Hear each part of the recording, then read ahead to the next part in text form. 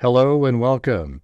This is Grant Hughes of Grant Hughes Investigates on YouTube. This channel evaluates all aspects of true crime. As you are aware, videos and live streams in this genre often discuss elements of crime that may be disturbing to some viewers. If necessary, take the precautions needed to avoid these feelings.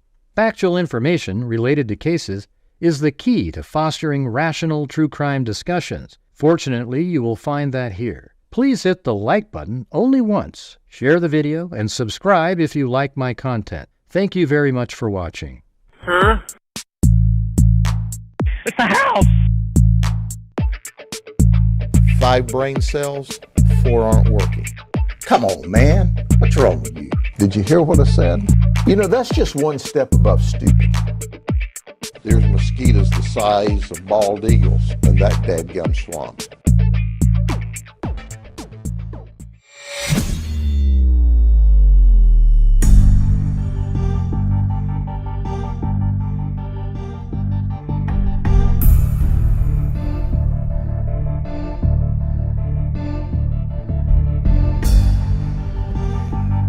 Hello, everybody.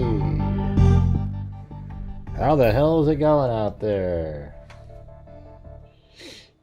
All right. Well, I thought we'd go over tonight all of the, the known information that's in the documents. All right. And videos, etc.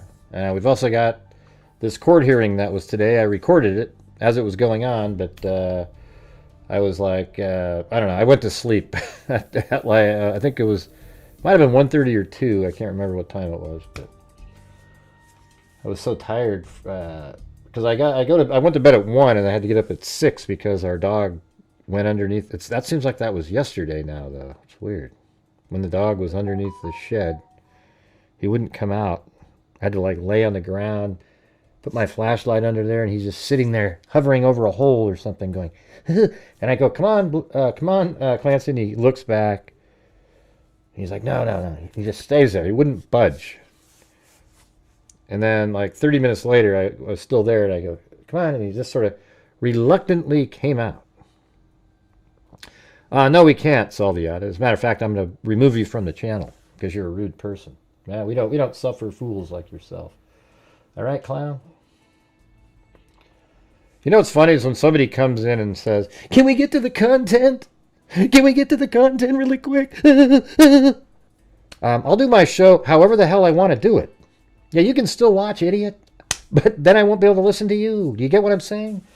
I mean, you're just an idiot. God, unbelievably. I don't know what you call it. Are you embarrassed when you wake up in the morning? Just somebody that acts like you? I mean, it's kind of weird, I wouldn't doubt if you're one of these types, maybe we'll see you tomorrow. It's not a bot. Bots don't have a conversation with you. Yeah, there's another one. Just keep getting rid of the idiots that say this stuff, all right? They're in here just to disrupt the show. All right, there we go. Maybe come back tomorrow. Yeah, just time them out for 24 hours. No, I'm not going to ignore it. I want to get rid of them. I mean, anybody that acts like that, I don't really want engaging in the chat. You get what I'm saying? It's, it's my channel. It's sort of like, I'm a business, right? So, the business that are firing the people that are, cheering on the death of Charlie Kirk, that's what I do right here. It's that's what I'm deciding to do when I get rid of people. All right? You can go be your asshole self somewhere else. I'm going to go do my show, though. All right? Let's see. All right, so let's just play. This is what I think I'm going to do. I don't really care about this guy or this guy, what they're saying. So we'll just kind of zoom in. I mean, we'll listen to what they're saying, but let's just have his face on there. So I'm going to go like that. And, yeah, looks like that's almost a good guess there. Maybe a little bit more, about like this. So anybody that says that, just time them out for 24 hours. All right, thanks. Gray, I thought it was freedom of speech. It is freedom of speech. but you're coming in here to disrupt the show, and we're not doing that. All right, look at this. So let's just play it. You guys want to listen to the hearing? Did you guys, everybody see the hearing earlier? I mean, it's only 12 minutes long or something.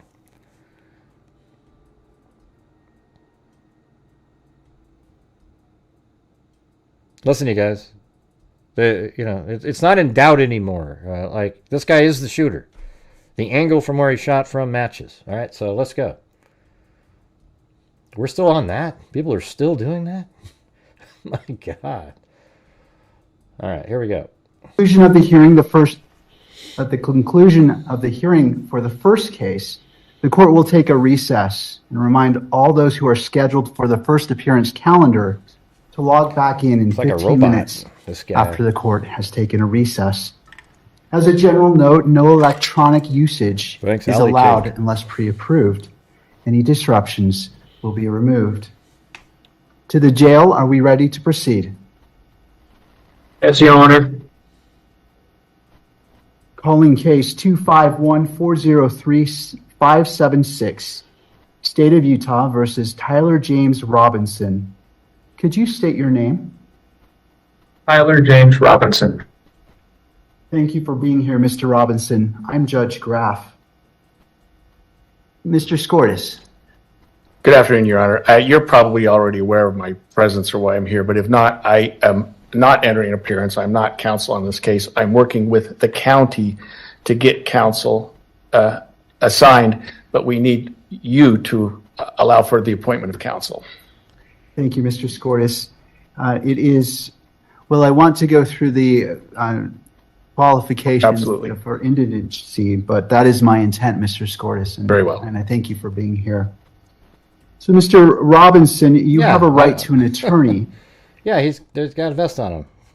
Why do we need to point it out? You can see it. It's right there. Hey, everybody. Listen, everybody. Tyler Robinson has brown hair. It appears to be parted on the left side. It's moved over to the side. Looks like he's got day-old scruff on his face. He's staring blankly into the air. Doesn't look like he has a shirt on and a vest. Looks like some Velcro straps on the top of it. We can't see his arms. We don't know if his hands are tucked behind his back, everybody. Thank you very much. See, I expect that people in the crowd actually can observe and see what they're seeing for themselves. I don't need you to say, Gray, did you notice he's wearing a vest? Yeah, we can see it right there. It's right there. You see that? If you cannot afford one, the court can appoint an attorney to represent you. I have reviewed your declaration of financial status and find that you are indigent. I'm provisionally appointing a Rule 8 qualified attorney to represent you on your case, Mr. Robinson. Along with their filing of their appearance of counsel, the assigned attorneys must file declarations with the court that outline their qualifications under Rule 8 and under Rule 8B and Rule 8C for counsel appointment in a case where death may be a sentencing option. I'm ordering that those declarations be filed prior to the next hearing date, which is set for September 29th at 10 a.m. Mr. Robinson, I also wish to inform you of your right against self-incrimination. Anything that you say in court today could be used against you, and we want to protect your constitutional rights. Mr. Robinson, at this time, you will remain in custody without bail. Mr. Scortis, is there any other points that you wish to address? No, thank you very much, Your Honor. Turning to the state. Yes, Your Honor. Chad Grunander for the state. I'm also joined, and they're listed as attendees, Ryan McBride, Lauren Hunt, David Sturgill, and Chris Ballard. We are the trial team on this case. I do have a few points I'd like to bring up with Your Honor. We have filed a pretrial protective order on behalf of Erica Kirk. Uh-oh. I think it's going to crash. Yep, it always does that. Man, that program is just... Adobe Premiere is really dodgy, man. If you try to do something while it's moving... I'll just load it back up again. Hold on a second. Well, hey, thanks up there to Hawk Fan.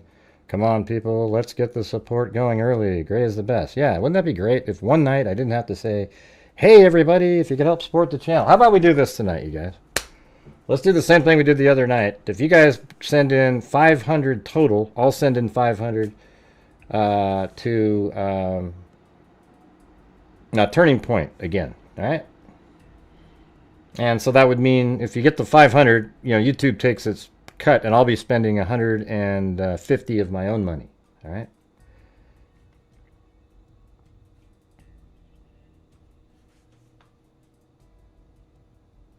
Ah, jeez. Now it says that one's damaged. Let me try that again. All right, there's that.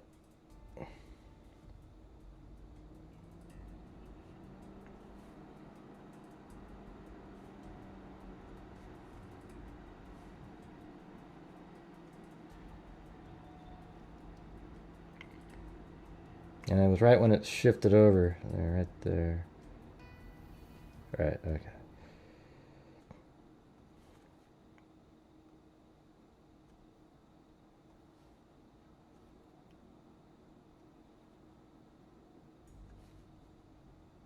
Count 1, aggravated murder, a capital felony in violation of Utah Code annotated. God, it's so loud.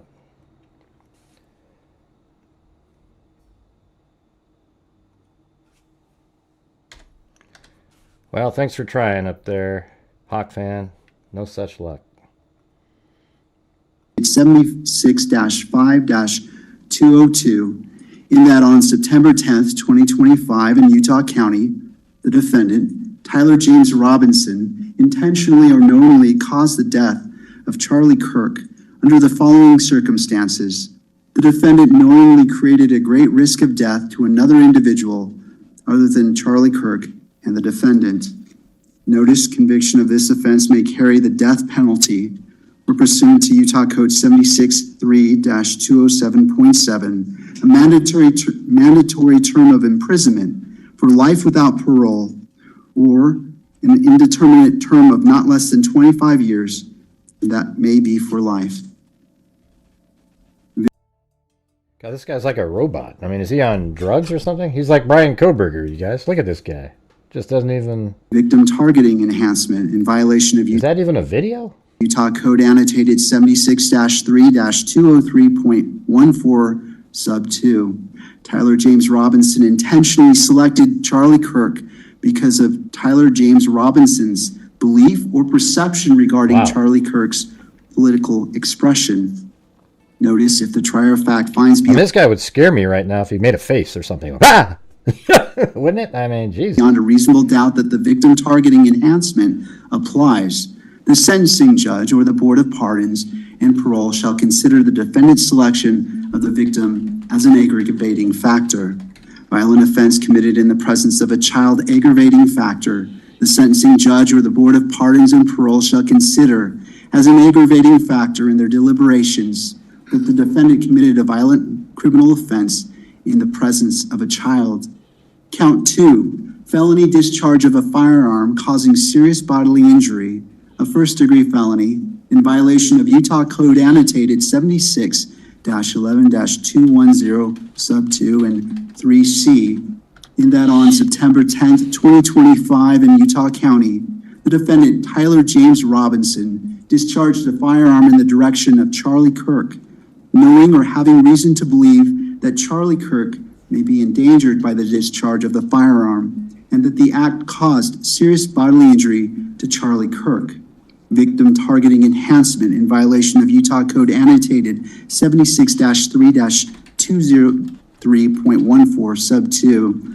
Tyler James Robinson intentionally selected Charlie Kirk because Tyler James Robinson's belief or perception regarding Charlie Kirk's political expression. Notice if the trier of fact finds beyond a reasonable doubt that the victim targeting enhancement applies, the sentencing judge or the Board of Pardons and Parole shall consider the defendant's selection of the victim. I mean, it kind of reminds you of Luigi Mangione, too, right? I mean, these guys are nuts, all right? Did you guys see the Luigi Mangione? A whole bunch of people were sending me clips, and it shows up in my feeds regarding... like all these people on the streets out there going, yo, and they're all cheering on because they removed the state terrorism charge against Luigi Mangione.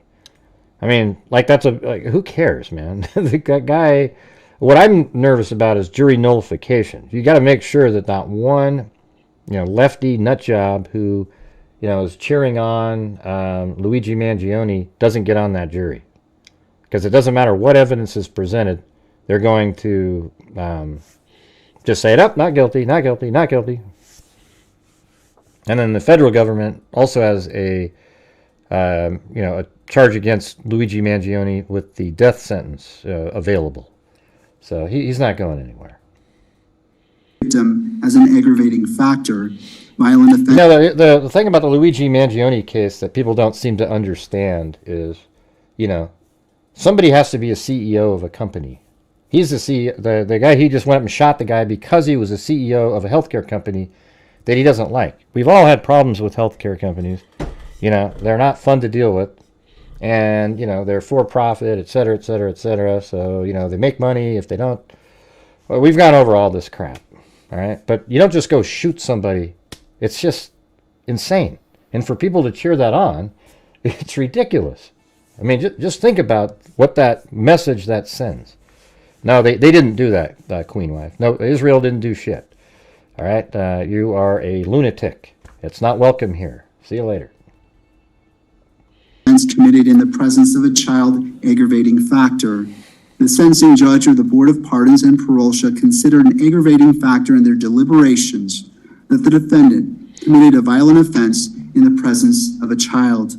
Count 3, obstruction of justice, a second-degree felony in violation of Utah Code Annotated 76-8-306 sub 2. In that on September 10th, 2025 in Utah County, the defendant Tyler James Robinson, with intent to hinder, delay, or prevent the investigation, apprehension, prosecution, conviction, or pursuant to any person regarding conduct that constitutes a criminal offense, conceal or remove the firearm used to shoot Charlie Kirk, and the conduct that constitutes an offense would be a capital felony or a first-degree felony. Count 4, obstruction of justice, a second-degree felony in violation of Utah Code 76 Look at, I said Israel didn't have anything to do with the shooting, and this clown typed in, keep covering up for them. How am I able to cover? What do you mean cover up for who? I'm just saying Israel has nothing to do with Tyler Robinson shooting Charlie Kirk. You get what I'm saying? You guys can't see the comments because they're being removed. But these people are crazy that show up in here. You guys you're insane. Do you understand that? I don't care what Candace Owens is trying to sell to you, okay? I really don't. She's got some severe mental issues currently. I don't know what happened to her. She's completely lost it. 8-306 sub 2. In that on or about September 11th, 2025 in Utah County, the defendant, Tyler James Robinson, with an intent to hinder, delay, or prevent the investigation, apprehension, prosecution, conviction, or punishment of any person regarding conduct that constitutes a criminal offense, destroyed, concealed, or removed the clothing he wore during the shooting, and the conduct that constitutes an offense would be a capital felony or first-degree felony.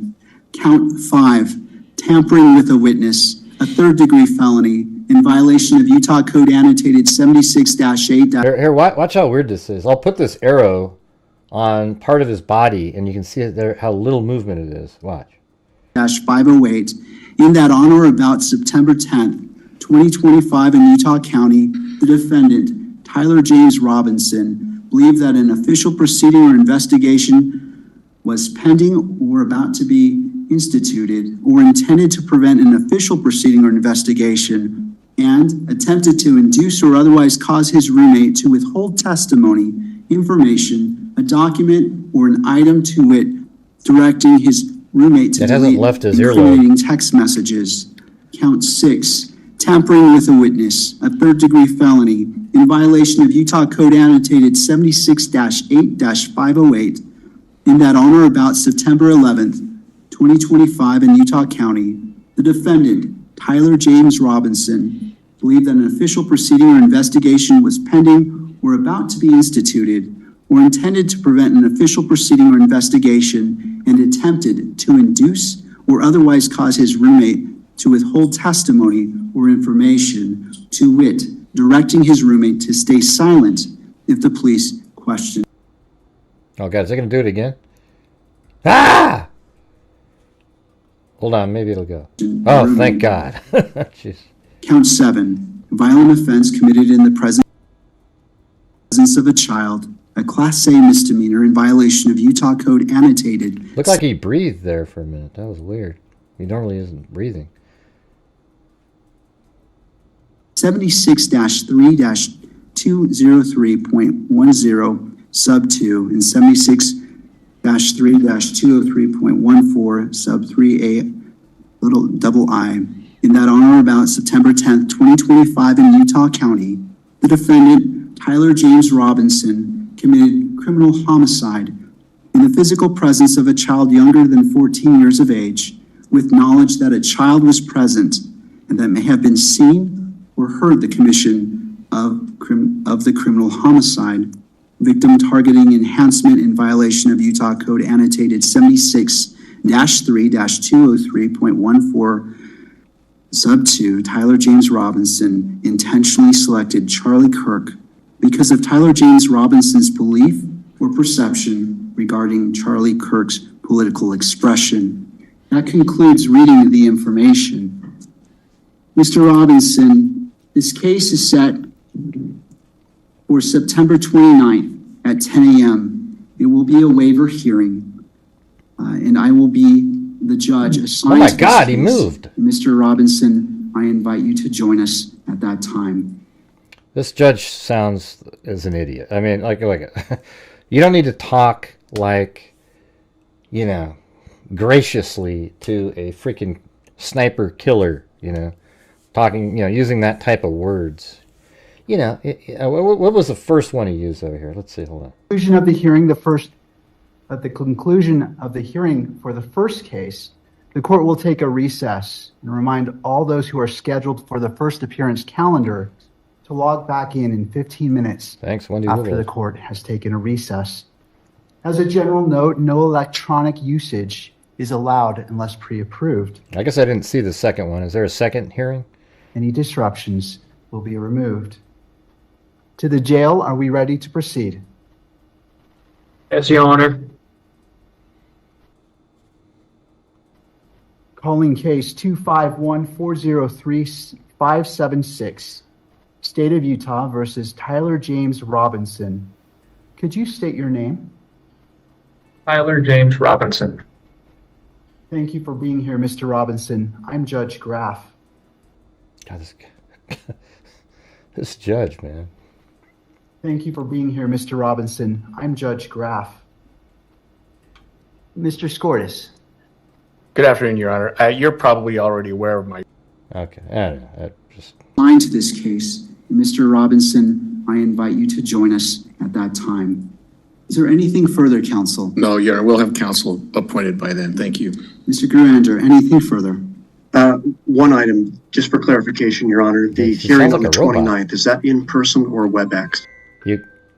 You guys, the judge is AI. I've just figured it out, everybody. That's the new conspiracy.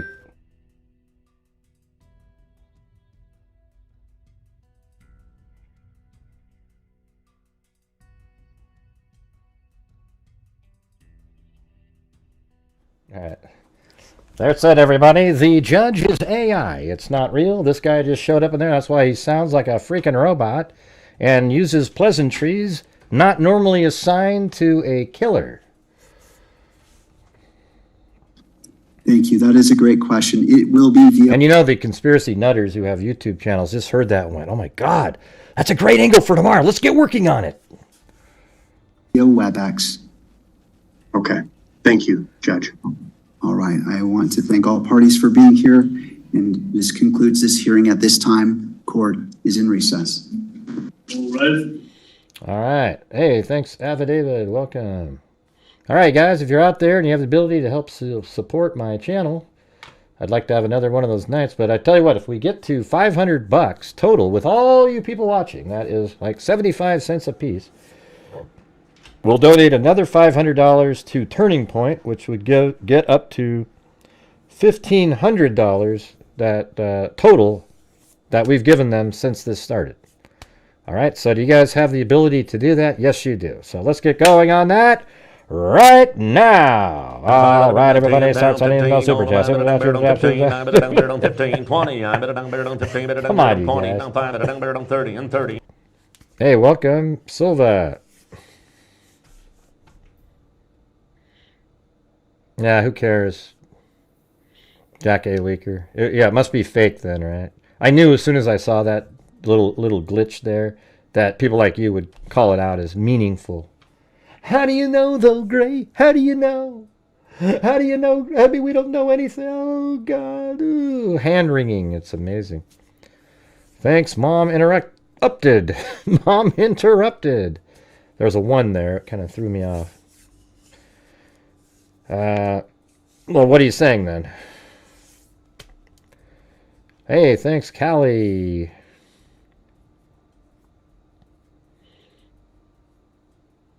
You have a very good memory of what? I was just asking clown. Who's the clown? You? Oh. We know what you meant, man. Don't worry about it. We know what you meant. We'll see you another time, all right? Hey, thanks, Alpha David and Rebecca Medley. All right. All right, let's go over the full document right here that came out today. Have you guys seen this yet? I'm not going to go over this page. I'm going to start not even that page. The charges, they're boring. We know what they are. We'll just start right here. Okay, this is one from today. I tried reading it earlier on the show, but I was kind of sleepy. I got a good nap in there. Thank you. And while I'm reading it, you guys, it usually dies down in here, so let's keep things moving along, all right? All right, on September 10th, 2025, at approximately 12:23 p.m., Charlie Kirk was shot and killed while speaking to a large crowd on the campus of Utah Valley University. But police found the suspected murder weapon, a bolt-action 30-06 rifle, nearby. Over the next approximately 33 hours, police conducted a manhunt for the shooter until the evening of September 11, 2025, when Tyler James Robinson surrendered to police at the Washington County Sheriff's Office. DNA consistent with Robinson was found on the rifle's trigger. After shooting Mr. Kirk, Robinson hid the gun, count number 3, discarding the clothing he wore when he fired the rifle, count number 4, and told his lover/roommate to delete the incriminating text messages. All right, there you go. And thank you up there to Sooner for Life and Support with Stefa, sending Erica and the Kirk. Yeah. So let's see if we can get to that number, you guys. We'll send if we get the 500, I'll send the 500 in. All right. If we don't, then we just move on. All right. The shooting. Turning Point USA, a non-profit organization founded in 2012 by Charlie Kirk, organized a public outdoor event to be held at noon on September 10, 2025 at UVU. The event was the first in a series of similar events to be held at college campuses nationwide. Mr. Kirk is a well-known conservative activist famous for these type of events where he discusses various political issues and debates with audience members. His events and comments have garnered a significant number of supporters and drawn the ire of many who disagree with his political views.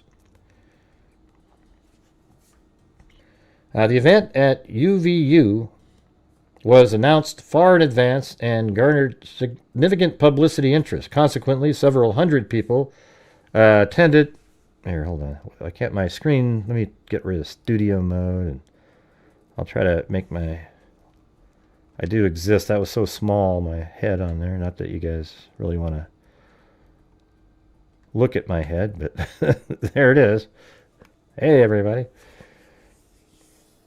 He began speaking to a crowd Then at approximately noon, Mr. Kirk seated himself under a portable canopy behind a table and microphone.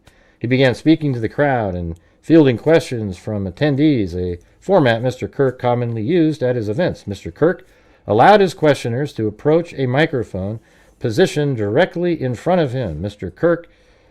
Kirk's team members were very close to him on his right and left, as well as some behind his canopy and others at various close locations near him. The large crowd surrounded Mr. Kirk on three sides. Temporary metal fences separated attendees from Mr. Kirk by only a matter of feet. Directly above and behind Mr. Kirk was the UVU Hall of Flags, an indoor walkway spanning several hundred feet with floor-to-ceiling glass windows which overlooked the plaza where Mr. Kirk was seated. And that's where that video came from, where you see him on the roof, and I stabilized that just for like 2 seconds.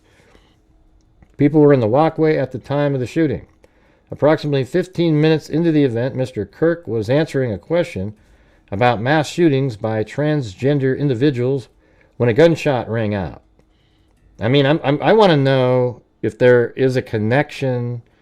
That's something that's still bothering me. And even the answer to that question in the press conference, they seemed like at trial they were going to make that connection. So somehow he must have known what maybe he was listening to what he was talking about. And that's when he ran forward. I mean, that is interesting, right?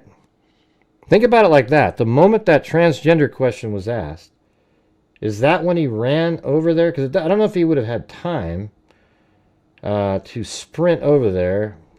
It's just really strange. He might have been there and just fortuitously that happened to be asked, and that was sort of like in his own mind his signal. Because that first question was asked, and there was a pause, and then another question. Was that enough time for him to sprint over there? Wouldn't that be interesting if they timed it up perfectly with that? Hey, thanks, William Colson. Chicken Wing, support with Steffa, Sooner for Life, Marilyn, or how do you call it? Marilyn? Marilyn 25, Rebecca Medley, and Affidavit again up there. All right. So you guys, right now we're at 140, and we have to get to 500, and then I'll send in 500 to Turning Point USA, and that'll get us up to $1,500. I think that's absolutely worthy. So if you guys have the ability to help support the channel while we're reading here, it helps me have some energizing, while I'm reading too. And it's just sort of this reading, and there's no support at all. It really starts fading out. So that's what we're going to try to do tonight. If you get to 500, we'll send 500 in directly to Turning Point USA. Does that sound good? All right. Very cool, everybody. Way to get started. Let's see. Now, Mr. Kirk, then it says, approximately 15 minutes into the event, Mr. Kirk was answering a question about mass shootings by transgender individuals when a gunshot rang out.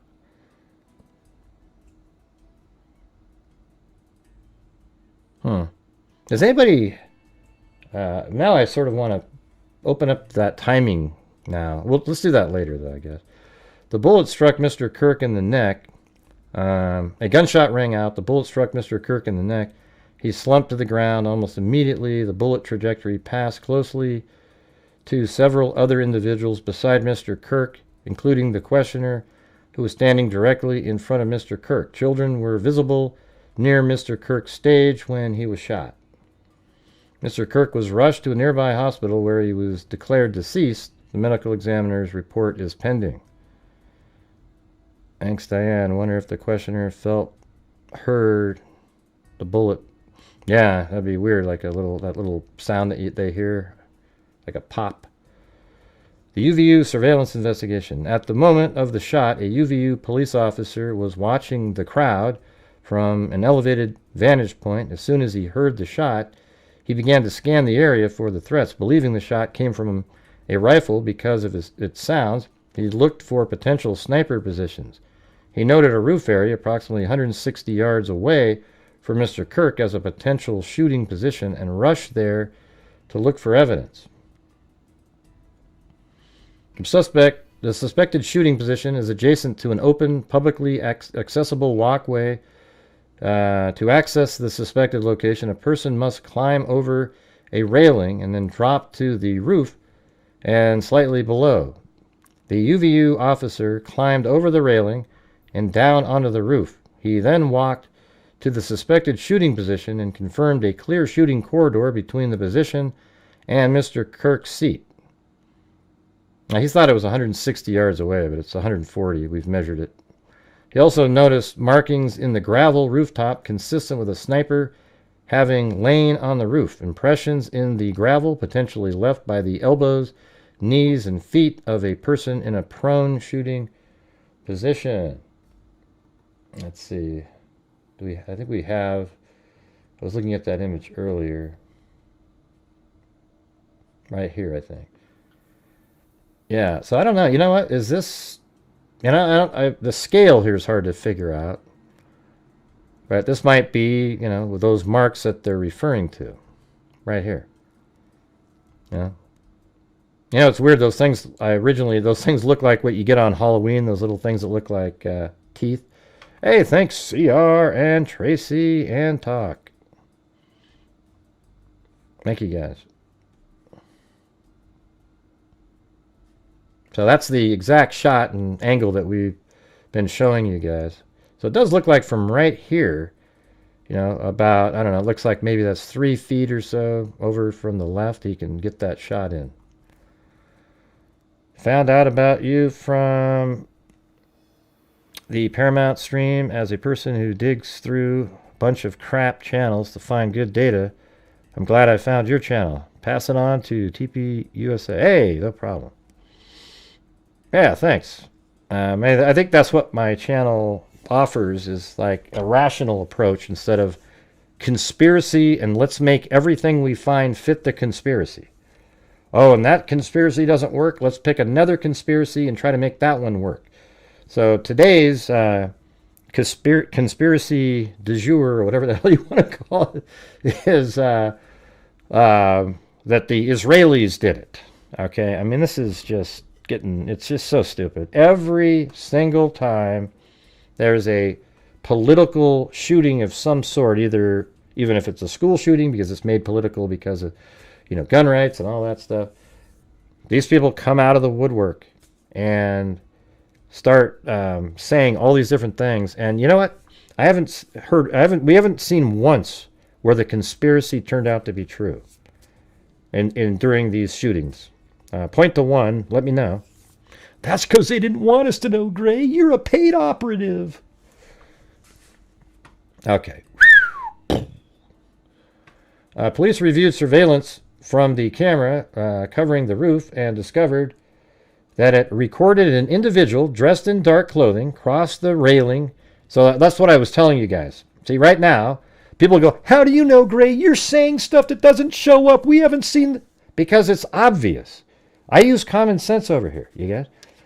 I cannot wait to see your family Halloween decor this year. Oh, yeah, yeah. Now, she's going to get started on that, I don't know, probably in a couple weeks. Yeah.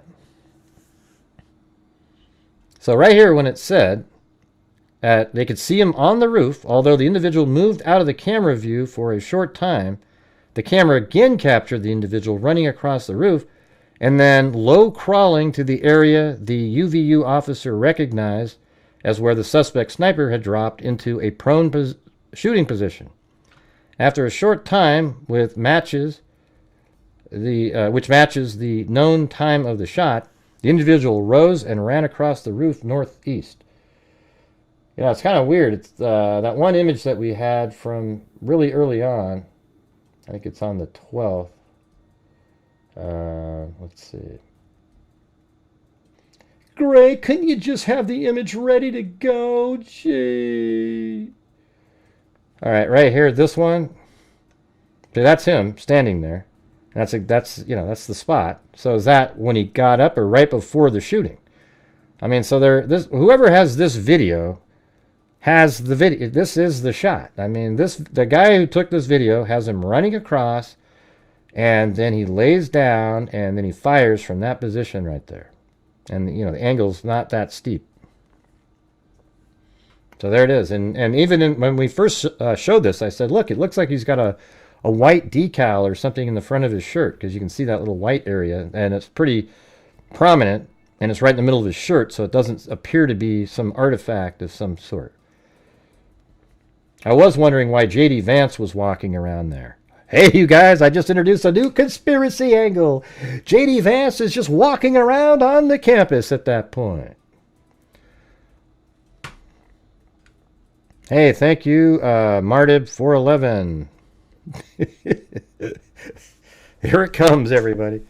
Here it comes. You know that's coming up next. Okay, after a short time, which matches the known time of the shot, the individual arose and ran across the roof to the northeast.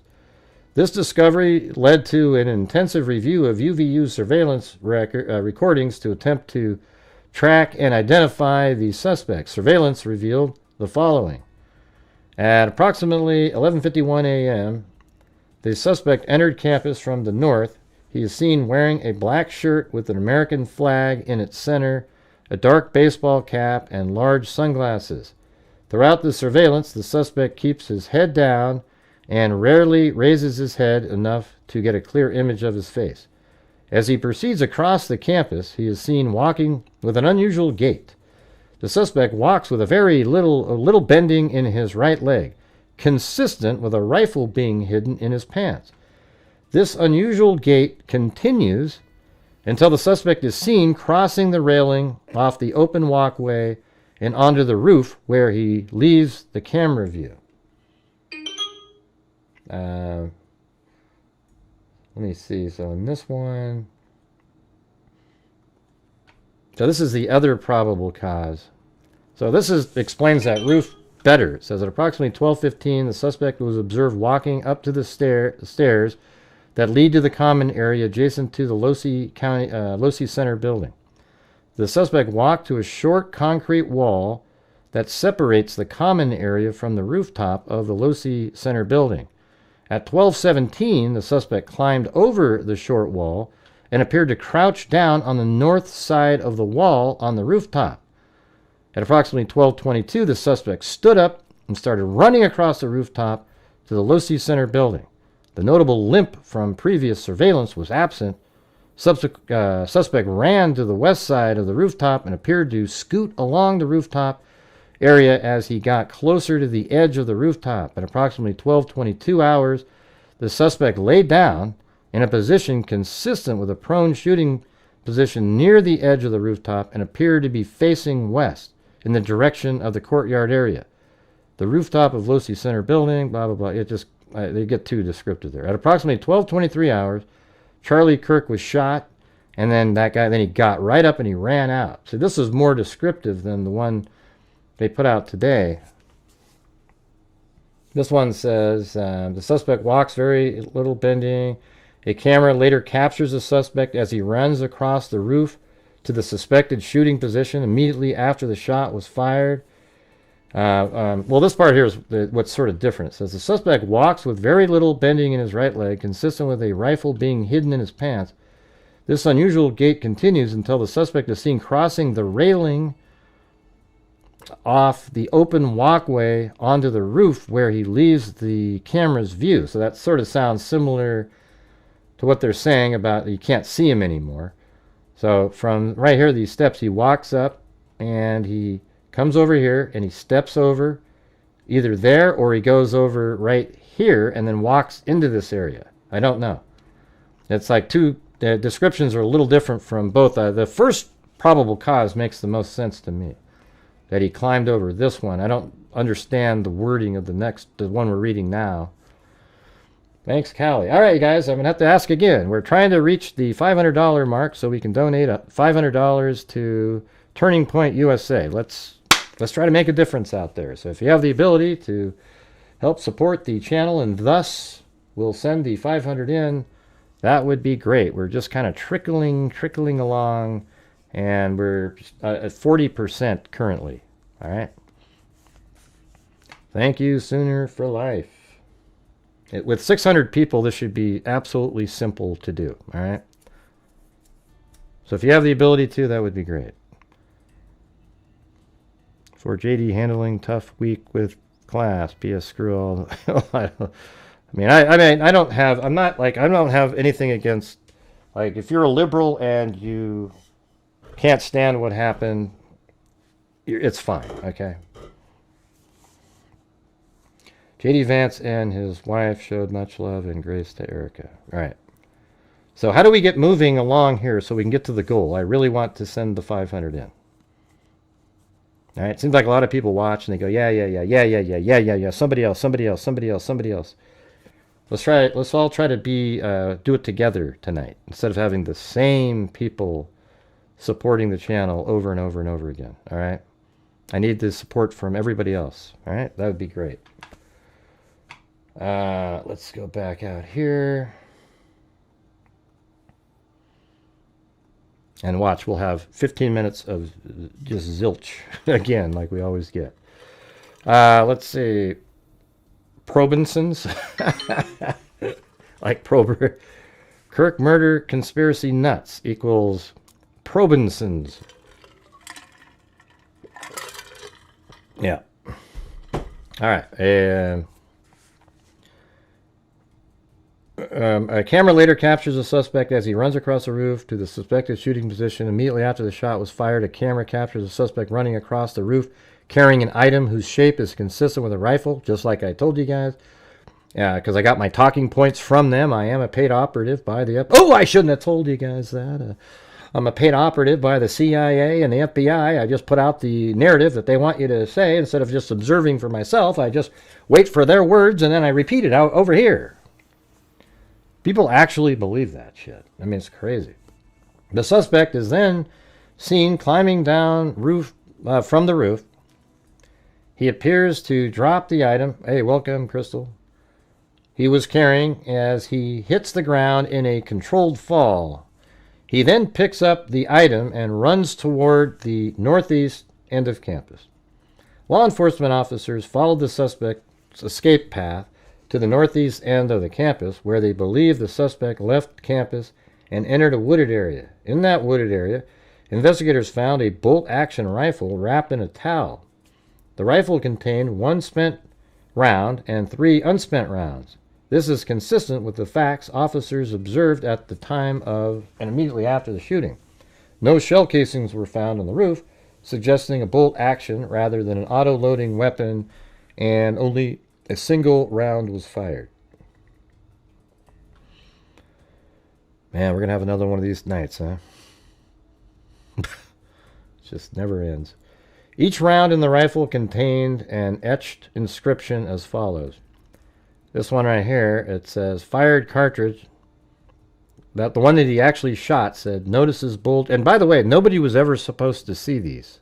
He just wrote these on here because it was fun. Like a psycho. Nobody was supposed to see these. I mean, you would think that you would leave messages on expended cartridges like Luigi Mangione did so that you could actually, people would see them and read them. He didn't mean for anybody to see any of these. I mean, that's even a sort of a greater level of nutjob-ishness. Nutjob-ishness. I like that one. Nutjob-ishness. Come on, you guys. That's a great term. Nutjob-ishness. I think that's a good mug right there. Look at nutjob-ishness. Hey, I guess I have to say, I'm not going to say the name, but thanks, Ben. Who's not really, didn't really, they just wanted me to say the name. And spent $1.99. Hey, and thanks to the cat and David Gordon. Thanks for the breakdown of the stuff. Tired of the conspiracy theories. People are losing their minds, just like Yuri Bezmenov said would happen. Well, there you go. Copyright what? Nutjobbishness? That's pretty funny. Yeah. Yeah, we're only at 212, you guys. We got to get the 500 for me to send in the 500. If not, we'll send some money in later in the month to the, again. Yeah, I didn't. Candace Owens is crazy. Okay, so I don't care what her opinion is on any of this stuff. She doesn't think her way through any of it. She's really, when she used to just talk about politics and her beliefs and, just showing her conservative values versus the craziness, she was great. But now she's turned into something totally different, and I think it's all for the likes and the views. Like, I bet you if she just started talking rationally again, she'd probably still only get 300,000 views instead of 1 million. Every one of those videos she puts out recently to get like 2 million views, she makes $20,000, $30,000 on those. Each one. That's crazy, isn't it? But if she only got 300,000 views, it'd probably be maybe 2,000, something like that. So she's just absolutely, it's all a money grab. It's crazy. It's crazy, crazy, crazy. Yeah. And my channel struggled over the years to build it up because I always just go with the factual elements, and conspiracy theories sell. I mean, all the channels that indulge, and I'm even talking about people who discuss the conspiracy theories. Like you act like there's a possibility. When you start doing that, people, it's still like, ooh, okay, and they get all excited and everything like that. I just can't do it. Like, I wouldn't be able to sleep at night knowing that I was just talking about a conspiracy, even though I had absolutely no chance of believing it. I just wouldn't be able to do that. I just, it would make me feel terrible. Hey, thanks, Suzep. Said, hi, freaks, and thank you, Gray, for all the work you put into bringing us nightly lives. Yeah, it takes a lot of effort. I have all these folders I put together, and the text from TR. Oh, yeah, just say it. Let's just all say people's names. I know it's just kind of. Tyler Robinson to the roommate seems to indicate that he didn't leave the area. Yeah, that's what I said earlier on the show. Yeah. On my live stream earlier, I said that he was hanging out in the area. He's just sitting there. He's actually texting the roommate while he's watching the wooded area where his rifle is. I did the whole press conference live earlier if you missed it. All right. Anyways, this one says, notice bulge OWO. I guess it's actually U. Wait. Now I don't remember. No, it is OWO. That's what Raven said. Okay. He said that's what it would say. What's this? And then, hey, fascist, right out of. So these two here, hey, fascist, and oh, Bella Ciao, Bella Ciao, Bella Ciao. This is a French resistance statement or whatever. Against Nazi Germany, or Hitler and everything. So you got fascist, Hitler. These are all talking points that CNN, MSNBC, politicians, just mainstream politicians on the left, they've been so emboldened by just accusing people of being these horrendous people. They're just so used to it. They're almost shocked. Even their followers just go out, and that's why they're bashing Charlie Kirk after he died. Because it was just so easy for him, like, we can just say, and they had protection when Biden was president. People wouldn't want to fire somebody like that because they would fear the backlash from the left community for firing somebody that would say something so horrendous. Now the companies feel emboldened to fire people for a great reason. I mean, these people have zero morals and zero common sense and just very poor judgment. And these companies now can fire them, and they should have been. And these people didn't realize that there was this change that happened. Idiots. Right here, fourth cartridge, it said, if you read this, you are gay. And Tyler Robinson was gay. Okay. Now you might go, well, he's trans, the thing is, he was attracted to the boyfriend, who was a male, and the male's converting. So I guess once the male converted, he would be heterosexual, right? That's why this stuff all gets confusing. We don't know, but, and it doesn't matter that he's gay. Who cares? Like, that has nothing to do with anything. What this whole thing is that he went out and killed Charlie Kirk, and I believe it's because of things he may have said about transgender, etc. over the years. Who knows, right? And I think most people don't give a damn if somebody wants to be transgender. If you want to identify as a female and dress up and do all your own things, and it's just when it starts affecting everybody else's lives, that's when people care about, like having to call you specific, I guess, what do you call those, pronouns and things like that. I mean, that's okay, I guess, in your communities or whatever, but when you're affecting women's rights, really, that's when it gets difficult. It's just, to me, it's you cannot do it, man. My only problem is the males competing against females in sports merely because they're saying that they are female. I mean, it's absolutely ridiculous. I've never seen, I cannot believe, I said it. I already said the word pronouns, you guys. You guys are like ridiculous.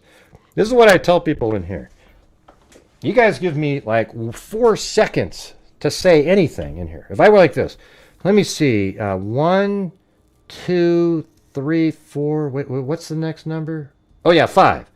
You guys are already typing in 5 before that little tiny section of pause time. Come on, you guys. Just wait a second, for God's sakes. Yeah. If I ask and say, hey, what's the God? Tell me again. I guess I did say that. What's that word again? Yeah, see? Boom, look at that. Lord X Jesus just did it. Now, that doesn't matter if there's a delay. The delay has nothing to do with anything. Because it's like when you heard it, it's still within that like a 2-second period. Yeah, your rights shouldn't be affected. Yeah, they shouldn't affect your rights, exactly. Why won't they show the towel? Because it's nefarious. Hey, everybody. My inside source told me that the towel, it doesn't really exist. You see, it doesn't exist. So they see it on the roof, but they want to pretend that it's there. You get it? It doesn't. What are you talking about, man? Why won't they show the towel? Why do they have to show us everything? What do you mean, why won't they show us the towel? It's incredible. Yeah, I do the roasting. See, people always go, Gray, why are you mean to your subs? I'm just goofing around, man. It's dry humor. Laugh a little bit. Okay? Try it sometime. All right? It's like people in here, like anytime I do a show, there's people that get offended, and I just don't have time for you. You get what I'm saying? Bye. All right. Yeah. Now this is a trigger bunny free zone. Yeah, there is a towel. I don't need to see it on video, you know. Hey everybody, we finally got the picture of the black towel, everybody. The case has now been solved. The black towel has been seen. The black towel's been seen. Yeah. Hey, do you know that the tunnel exit in the parking garage? Maybe, yeah. It sort of seems like I could see a car parked somewhere. Yeah, I know. We've seen that. I've shown that before. There's a car parked. You see it in the 4th photograph. Here, I'll show you. In this one right here, this photograph right here is the car. There's a car down there. So, you know, very easily could be the parking garage, right? And there is a parking garage that's, let's see.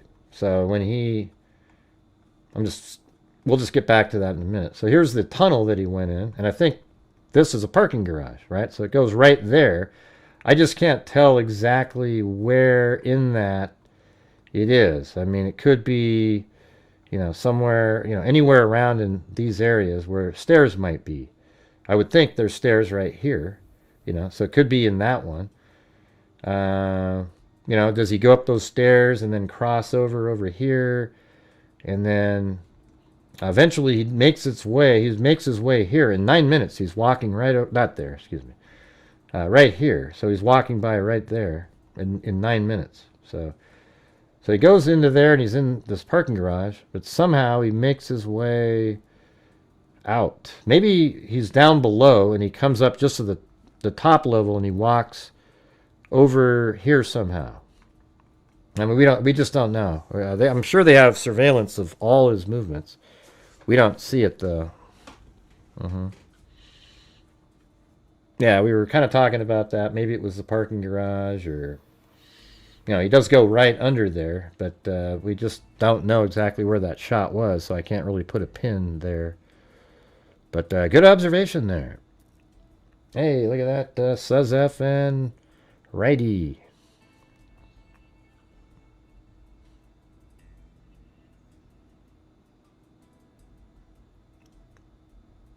Yeah, well, I don't know. I've never been in the building. So when you say no, I don't know what you're talking about. Yeah, so he goes underneath there, and when you say right in front, what does that even mean here?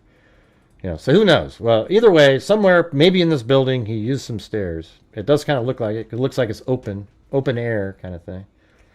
It's not really, once we get the full information on that, that'll be interesting. We don't have that yet.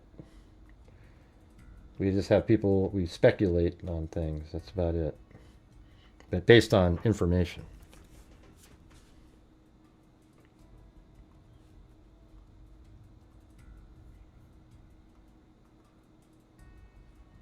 Just it? No, that's not it. I'm going to open it. I actually have the PDF somebody sent me.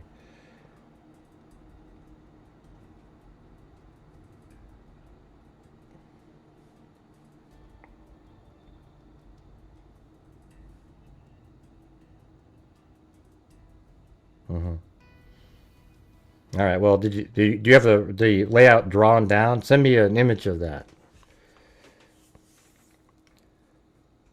That old dude was saying he did it, so of course they arrested him. Yeah.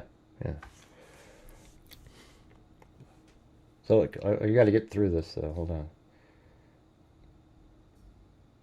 Flags. Okay, we passed this part. Yeah, we're right there. All right, the rifle, ammunition, rounds, and towels were sent for forensic processing. DNA consistent with Robinson was found on the trigger, other parts of the rifle, the fired cartridge casing, 2 of the 3 unfired cartridges, and the towel. Law enforcement was unable to immediately locate the shooter, so they published photos of the shooter from the UVU surveillance cameras and asked for the public's help to identify him. Meanwhile, law enforcement continued to try to identify the shooter through other means. On the evening of September 11, 2025, as law enforcement continued their investigation, Tyler James Robinson went to the Washington County Sheriff's Office with his parents and a family friend to turn himself in.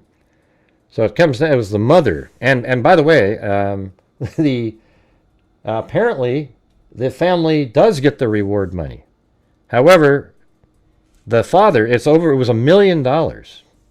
And the father gave it to the Charlie Kirk, to, I think, Turning Point or their foundation. So that was cool of the dad. I actually think the parents in this case are people that, conservatives actually might like. It just turns out one of their sons turned into a nut job. All right? If that's a true story. I mean, I read it in an article. Somebody sent it to me.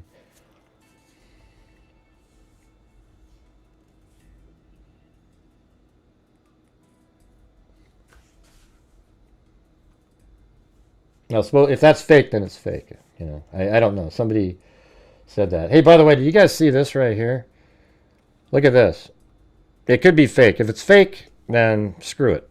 But I don't believe that they should be able to get, a family member should be able to get a reward. Hold on. In the weeds on the everyday movements of you're inmates. Not in the weeds? Did you guys see this with Adam Schiff? Adam Schiff is such a shitty Want person. the American people to believe that? Do you think they're stupid?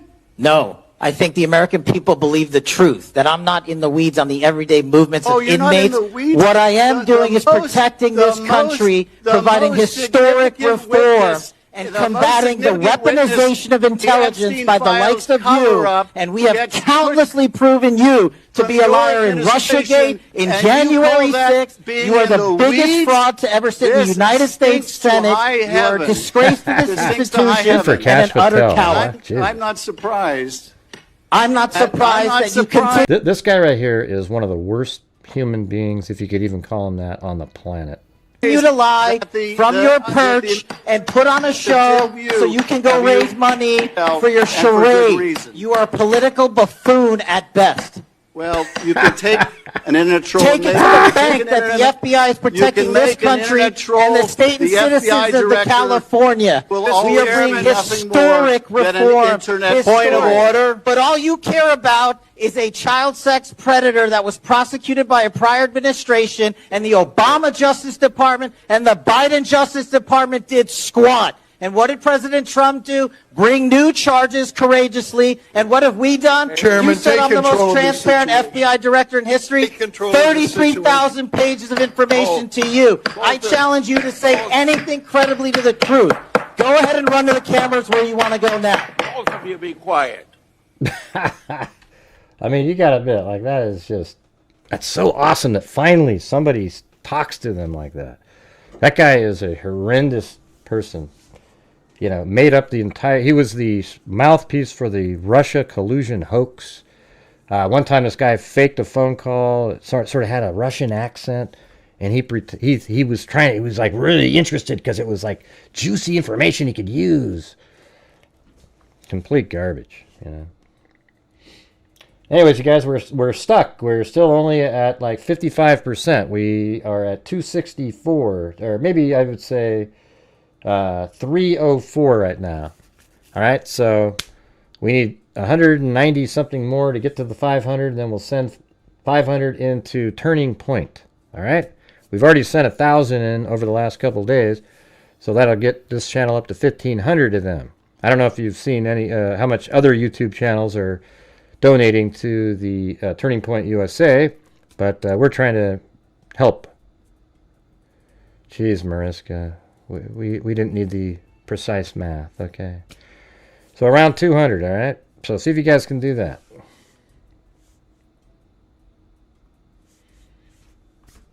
The Washington County investigation on the evening of September 11th.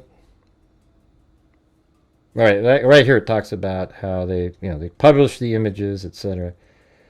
On the evening, oh yeah, this is where we were. Robinson's mother. All right, so she's the one. Hey, look at that! It's CR, the membership gifting queen, and also I saw up there we had.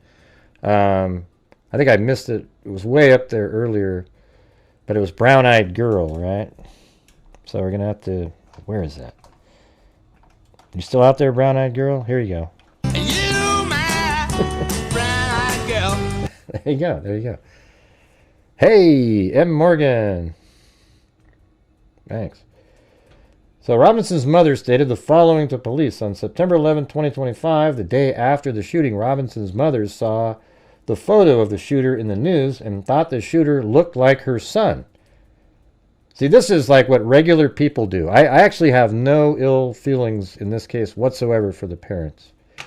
Robinson's mother called her son and asked him where he was. He said he was homesick and that he had also been at home sick on September 10th. Jeez.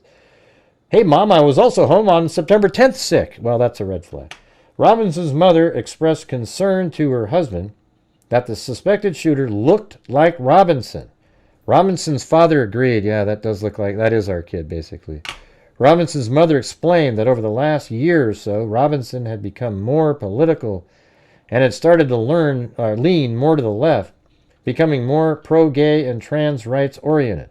She stated that Robinson, and I don't have, who cares if somebody is, I mean, there's a lot of people that are pro-gay, pro-trans oriented, they believe in that stuff, but you don't become a killer, And I don't know, just, hey, thanks, Chris Lee. Robinson's father reported that when his wife showed him the surveillance image of the suspected shooter in the news, he agreed that it looked like their son. He also believed that the rifle that police suspected the shooter used matched a rifle that was given to his son as a gift. Man, that was just a eureka moment in their mind in a bad way. But at that moment, they obviously went like, they said,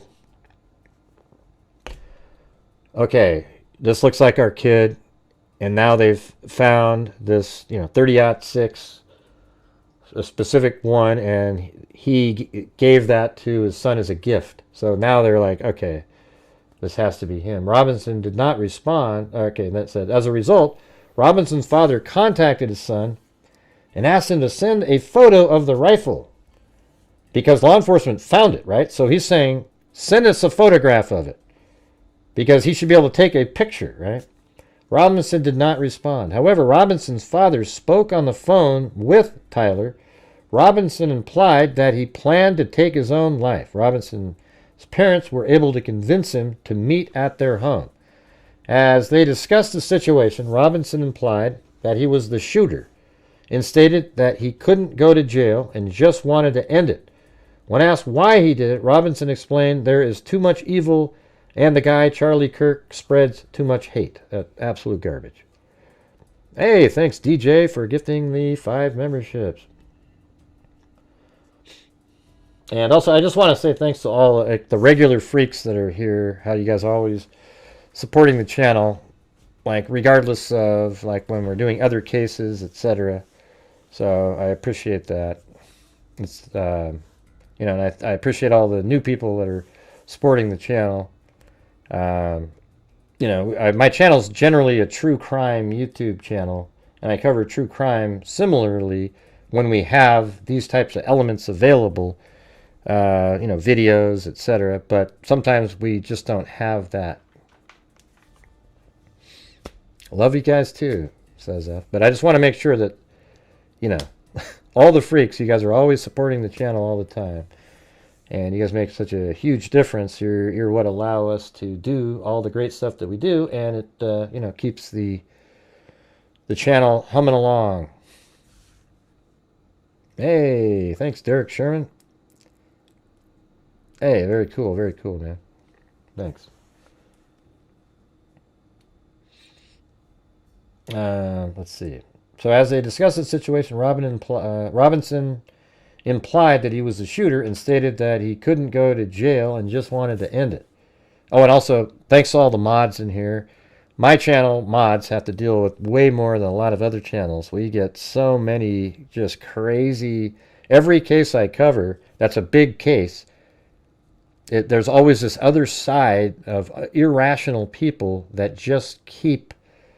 it's just amazing. It just turns into a shit show, I guess is a term, but they're always on top of it, removing different people and comments. And it's not like because they have a different opinion, it's the hate-filled comment types, or how they respond. Gray, you're full of crap. This is what he said. Okay, bye. I just don't have time for that.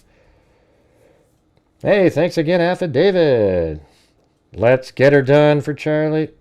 I don't often get a chance to donate.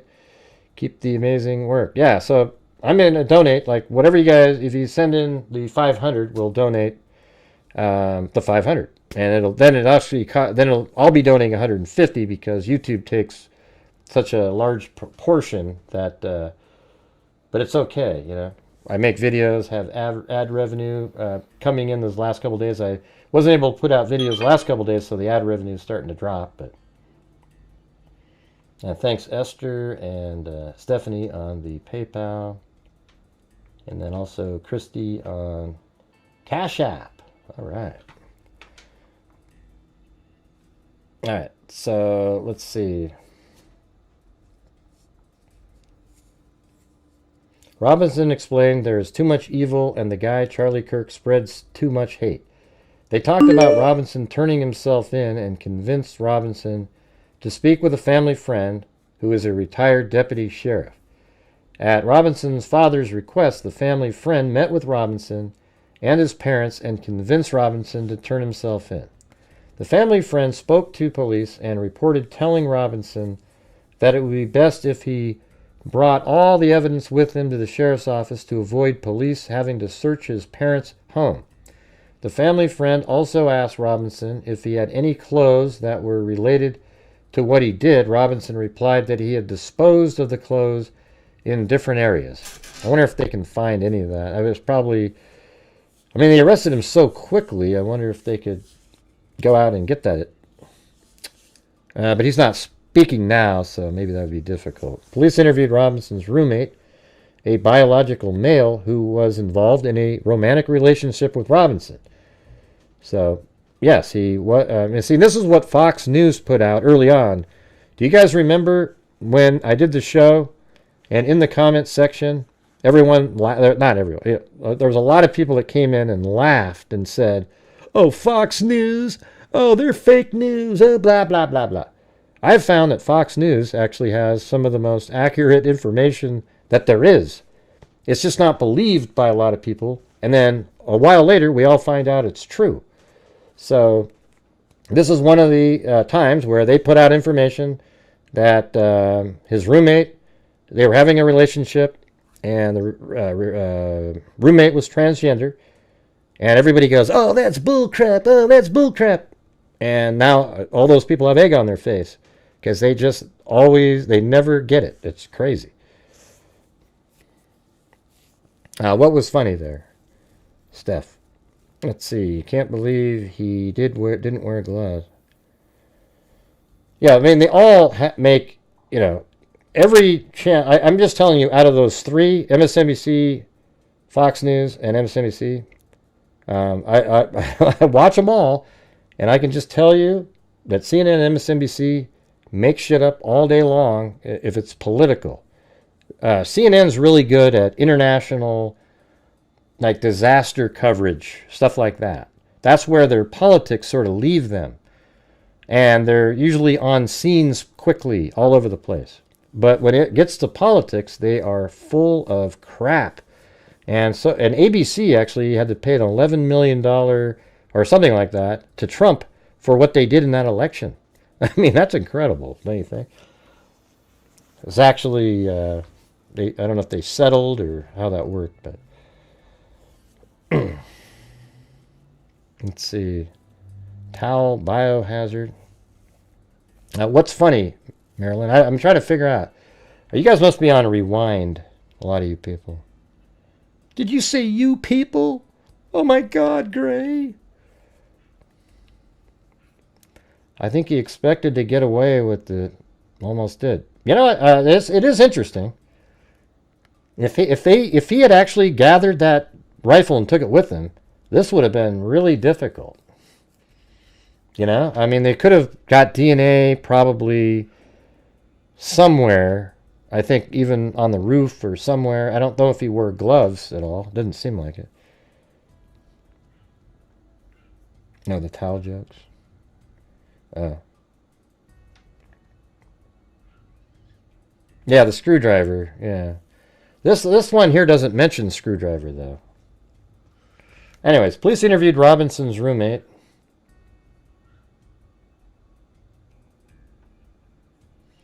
A biological male who was involved in a romantic relationship with Robinson. The roommate told police that the roommate received messages from Robinson about the shooting and provided those messages to police. On September 10th, 2025, these messages are crazy. They're just... On September 10th, 2025, the roommate received a text message from Tyler Robinson which said, "Drop what you're doing. Look under your keyboard." The roommate looked under the keyboard and found a note that stated, from Tyler, that said, "I had the opportunity to take out Charlie Kirk. It's weird. It's like, I had, and I'm going to take it." So, that's sort of an interesting wording, right? I had the opportunity to take out Charlie Kirk, and I'm going to take it. Why didn't it say, I have the opportunity? Or say, I had the opportunity to take out Charlie Kirk, and I took it, because it's already happened. I don't know. It's just kind of weird. But anyways, it says, I had the opportunity to take out Charlie Kirk, and I'm going to take it. Police found a photograph of his note. So, you know, when you say photograph, what does that mean? Is it on the roommate's phone? They took a picture of it, or... I'm never going to change my mind on that. Ridge gets truth. You don't get truth. You should say Ridge gets BS. That's what your name should be. The following text exchange then took place. Here we go. Tyler Robinson said, I'm still okay, my love, but I'm stuck in Orem for a little while longer, yet shouldn't be long until I can come home. But I got to grab my rifle still. To be honest. All right, so I guess after reading that, that's why these text messages can be like this. Because, you know, right here it says, after reading the note, the roommate said, what? You're joking, right? So now now it makes sense that maybe the roommate didn't know or wasn't aware, because... Now that's why he's able to talk so freely now, because they had the only prior discussion. Remember how I said it appears that they had prior discussion based on what he said? The prior discussion is the note underneath the keyboard. You get it? And then Robinson says, I'm still okay, my love. We read this on the previous live. I'm still okay, my love, but I'm stuck in Orem for a little while longer yet. Like he's trying to write like a writer. Shouldn't be long until I can come home, but I gotta grab my rifle still. To be honest, I had hoped to keep this secret till I died of old age. I'm sorry to involve you. Roommate said, you weren't the one who did it, right? I am. Just like, remember Richard Allen? I did it. I just want you to know that I did it. No, but I did it. And then the roommate said, I thought they caught the person.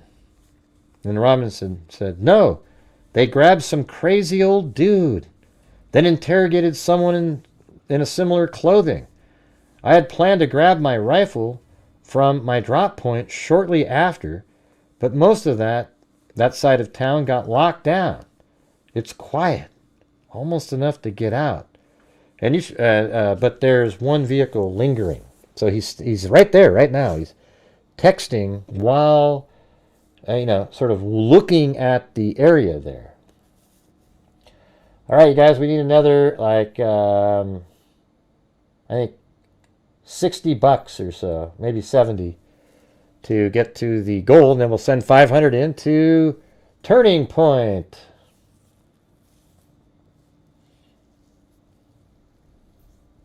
I thought they caught the person. No, they grabbed some crazy. And then, I mean, this is so. It's kind of creepy, right? I mean, I had planned to grab the rifle from my drop point shortly after, but most of that side of town got locked down. It's quiet, almost enough to get out, but there's one vehicle lingering.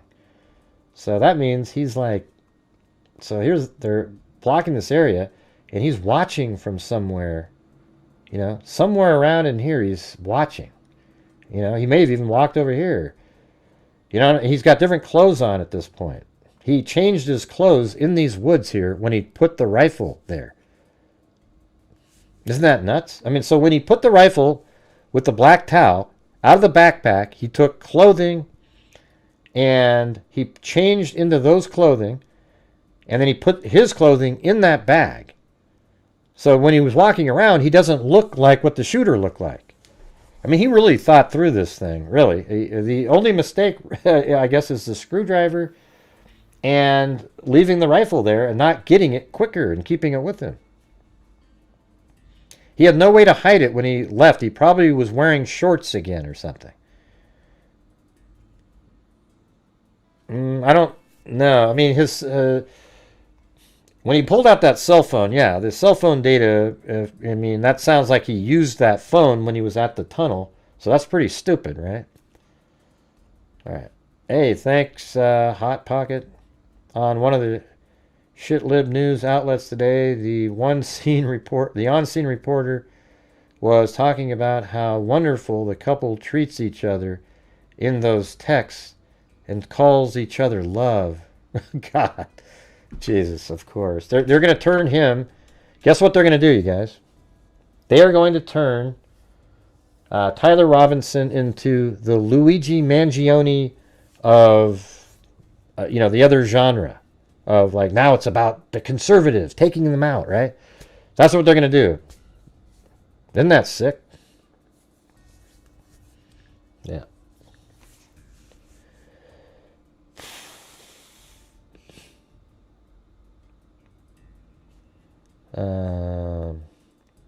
Let's get back up to this. No, they grabbed some crazy old dude, then interrogated someone in similar clothing. I had planned to grab my rifle from my drop point shortly after, but most of that side of town got locked down. It's quiet, almost enough to get out, but there's one vehicle still lingering. And then the roommate is still not even really interested in that shit. They said, why? And then Robinson was confused for a second. Like, why did I do it? Because he was talking about all this other stuff. He thought she'd be like, hey, or he would be like, hey, man, oh, cool. Or, like, listen to what he was writing. Didn't even care what he said. The roommate said, why? Why'd I do it? Yeah. I had enough of his hatred. Some hate can't be negotiated out. And that's absolutely what lefties feel like. That's why they cancel culture. That's why they do all. They call you Hitler, Nazis and stuff because you can't negotiate with them. It's just garbage. And the truth is, you can't ever negotiate with... I think it's almost impossible to change these people's minds here.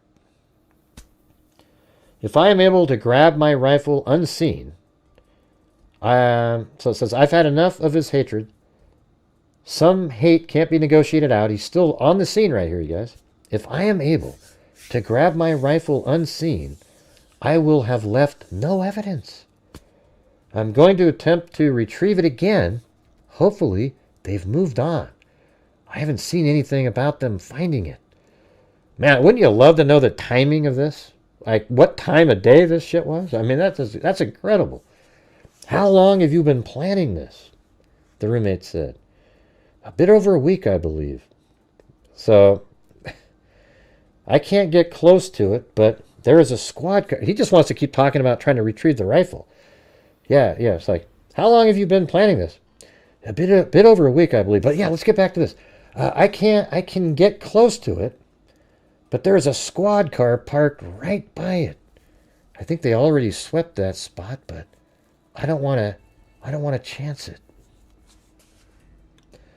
Then Robinson said, I'm wishing I had circled back. So this must be a day later or so. Or later in the evening. I'm wishing I had circled back and grabbed it as soon as I got to my vehicle. I'm worried what my old man would do if I didn't bring back Grandpa's rifle. I don't know if I had a serial number, but it wouldn't trace to me. I worry about prints. I had to leave it in a bush where I changed outfits. See that right there? That shows that he changed his clothes inside that wooded area where he put the rifle. So when he was walking around, he probably felt pretty comfortable because he didn't look like the person on surveillance. Only problem with him is he's an idiot and didn't realize that the... Gray, how dare you call him an idiot? He didn't realize that... the camera, I always got to try to find that damn thing, is right here. This camera, right here, like I've shown you guys a million times, when they finally show the video, it's just going to be like this.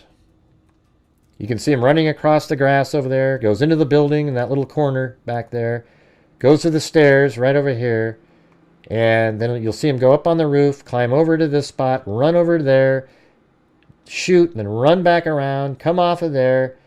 Then you'll be able to track him all the way around like this, and you'll see him go towards the woods. He didn't realize that. They got on top of that rifle like quick. They had that. And thank you up there to Sooner for Live, to Charlie for making a real difference. Yeah. So right now we're at, I think, like 460. So we need 40 more, you guys. See if we can do it. Now, so that's where the gun was found, right there. And he changed his clothes there, and he put the clothes that he changed out of into the bag. His backpack, I mean. Video of him running away at the end. Yeah, I know. We've seen that many times. Let's see. Hey, thanks, Caribbean Righty.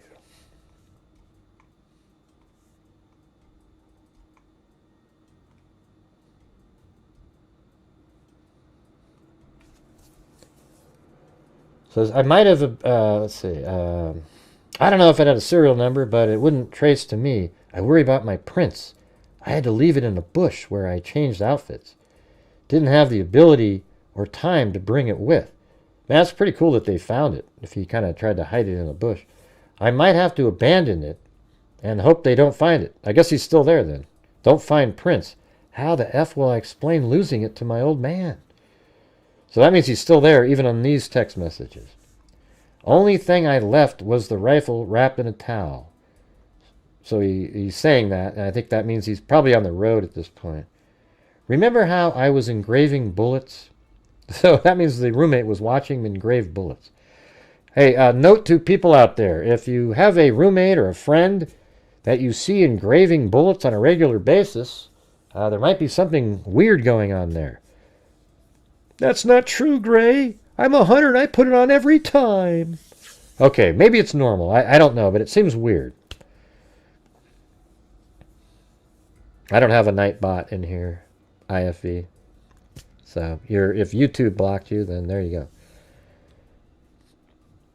All right, you guys, what did we do right there? So we need another 25 or 30 to get to the goal, where we'll send $500 to Turning Point USA, which would get us up to $1,500. Remember how I was engraving bullets? The effing messages are mostly a big meme. If I see notices bulges, look at this. See, he was aware. He goes, if I see notices bulges UWU on Fox News, I might have a stroke. And there it was. It was on Fox News. All right, I'm going to have to leave it. That really effing sucks. So all the way into here, he's still on the scene. You know? That's crazy. Hey! Thank you. Daniel. Yeah, it's Daniel, right? Yeah. Let's see. Gray, where has this side of you been hiding? What do you mean? I've always been like this. Well, here's the truth, everybody. My channel's a true crime YouTube channel. And so the part that you guys like how I cover it, that's how I do all the cases that I do. So if you're ever interested in, when we're doing true crime cases, that's what I do. But every once in a while I bring up, there's crossover all the time in different cases, especially like when, illegal aliens kill individuals, and every time I would do that, I would get this huge pushback from people, and people would leave my channel, like in droves. I'd get like 50 people, and that's when, because my channel wasn't growing very quickly, so I'd get like, so like you might get 700 subs in a month, right? And then 100 leave, and it's kind of a shitty feeling. But what I was saying was truth. And I got to tell you, like, listening to Charlie Kirk, some of his statements, we have just like a lot of things, the common sense thoughts that I believed in. There's a lot of stuff, there's some stuff he says, not a lot, that I don't agree with, like in the religious realm of things. But politically, I agree with like so many different things. I've said, how many times have I said on this show, you guys, when people, so when illegal aliens come to this country, any crime and any murders or, anything that they do, I don't care if the rate by that group of people is lower than the rate of people that live here, or, the citizens. The truth is every crime committed by an illegal alien is one that shouldn't have happened because they shouldn't be here. So it's really irrelevant that the rate's lower. It doesn't mean anything. It's stupid. It's like we're going to accept it because it's a lower rate. So we're going to go ahead and that's okay then. It's ridiculous. So like Rachel Moran, every death like that is one that should never have happened because they shouldn't have been here. And that's what I say, and I mean, absolutely is a reality. But I always got hate for that. Oh, Gray, I know plenty of really, and I agree with you. The migrant workers over here, a lot of them work their asses off. They work all day and they work their asses off and they do good work, etc. But that's not really what the point is. The point is that the masses shouldn't have been here. So I'm for removing the criminal alien population first. Then, at some point though, there's got to be sort of a reckoning of the people. Like there's these people that are here that are not supposed to be here. So I wouldn't mind. Like I've always said this. Why don't we have every 500 miles, or not every 500, every 5 miles along the border, an entry point where if somebody wants to come in as a migrant worker, you come in, you get an ID card, just an ID saying you're a migrant worker, a photograph, a blood sample, and you pay $5,000 to come into the country. Because they pay the coyotes $10,000. So you pay $5,000, and then we get to put that into a fund for if somehow somebody gets injured or something, maybe it'll help cover the hospital fees for you. And then every year you have to leave, okay? And then you come back again and do $5,000 again the next year. You see what I'm saying? I mean, doesn't that make sense? At least you know who's coming in. I kind of like it the way it is now. I mean, the thing is farmers, you got to admit, like farmers actually need to have some of these people coming in. So there's got to be a way that they're able to be here where we know exactly who they are, and then they leave, and then they come back. What do you guys think of that? I mean, it's a totally off-topic shit, so I don't really care, but it's just the thoughts that I have.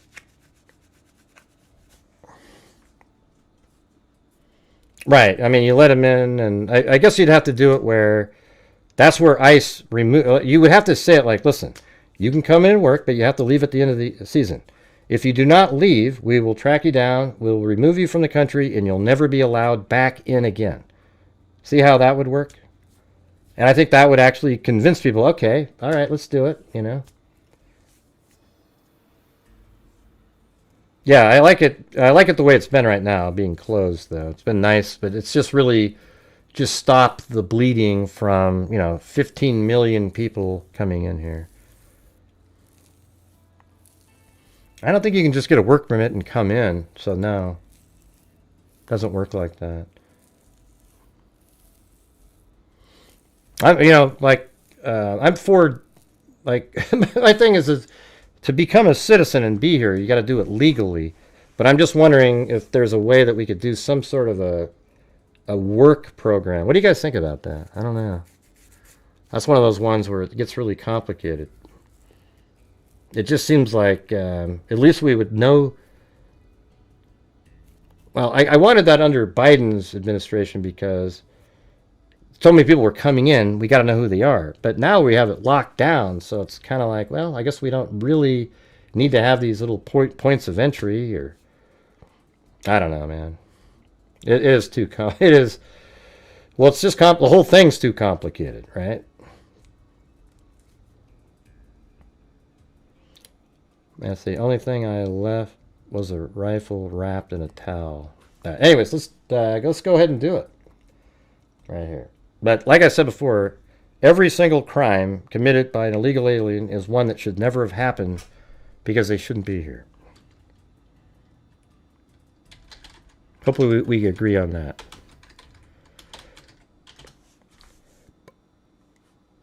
All right, let's see. All right, here you go, you guys. We're moving on.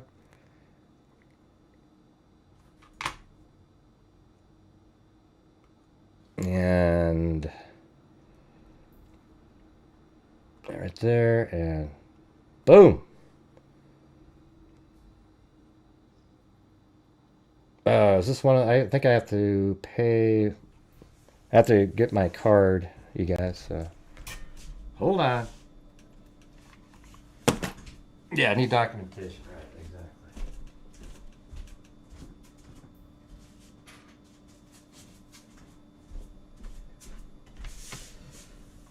exactly.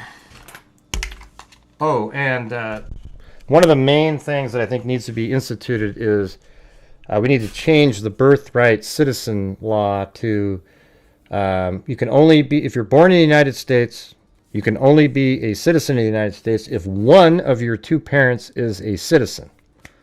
That's how you fix some of this stuff, right? So you can only be a citizen if you're born on the, in the property of the United States if you are one of your parents is a U.S. citizen. And I think that makes sense too, doesn't it? It's crazy. Are you paying to see the towel? What does that mean? I'm not sure what you're talking about, man. You sound like an idiot. I mean, hey, are you paying to see the towel? No, we're sending Turning Point USA $500. All right, I have to do this over here, though, because I have to do with a card.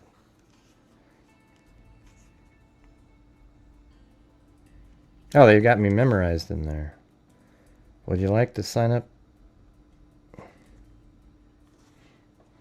Hopefully, maybe they kept everything else. No, you gotta do it. Look at these people. What are you paying for the towel? It's so funny. Jesus. Yeah, right. And I like the documentation part, right? You got to show up with information about yourself, not just sort of randomly.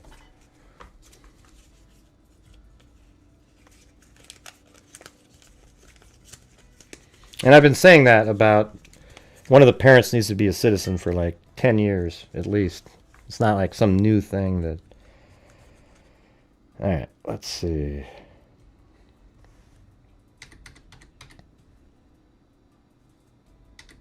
I gotta type in my credit card. I won't be doing that live. I mean, on the screen. Why not, Gray? I don't believe you. Well, that's too damn bad, isn't it?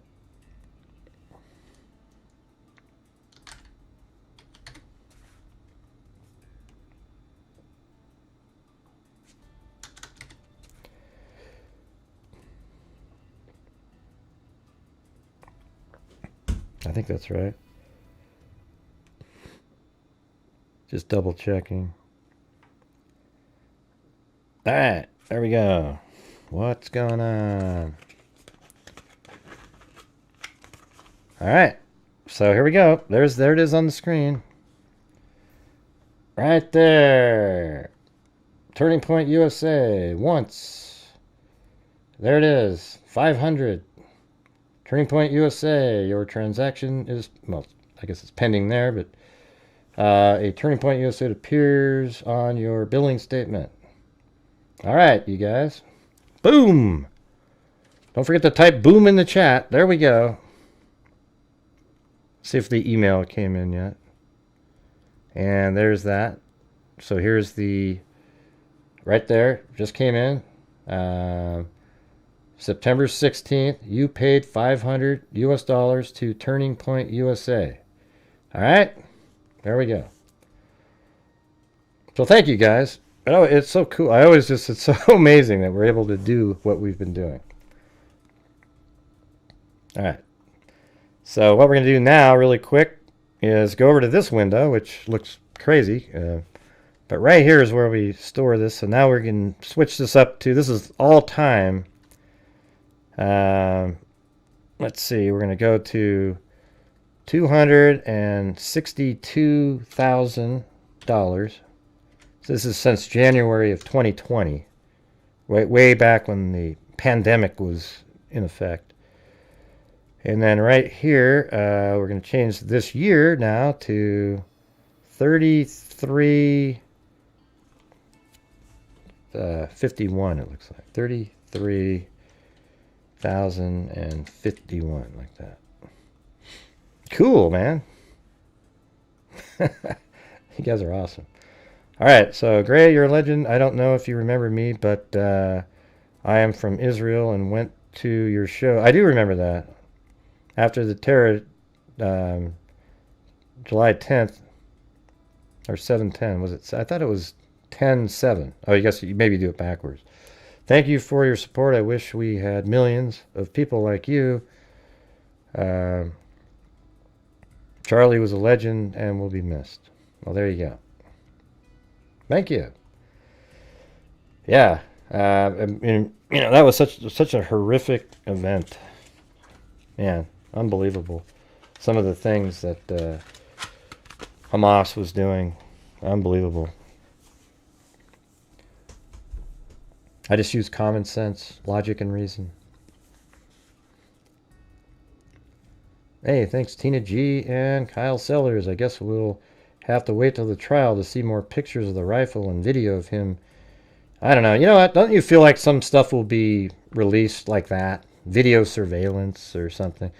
This prosecutor seemed pretty strict, though. Or the prosecutor. All right, let's get back to this, though, you guys. All right? So we were going through this. And thanks, everybody, for allowing us to do what we just did. I gave another 500, so that's 1,500 so far to Turning Point USA that we've given.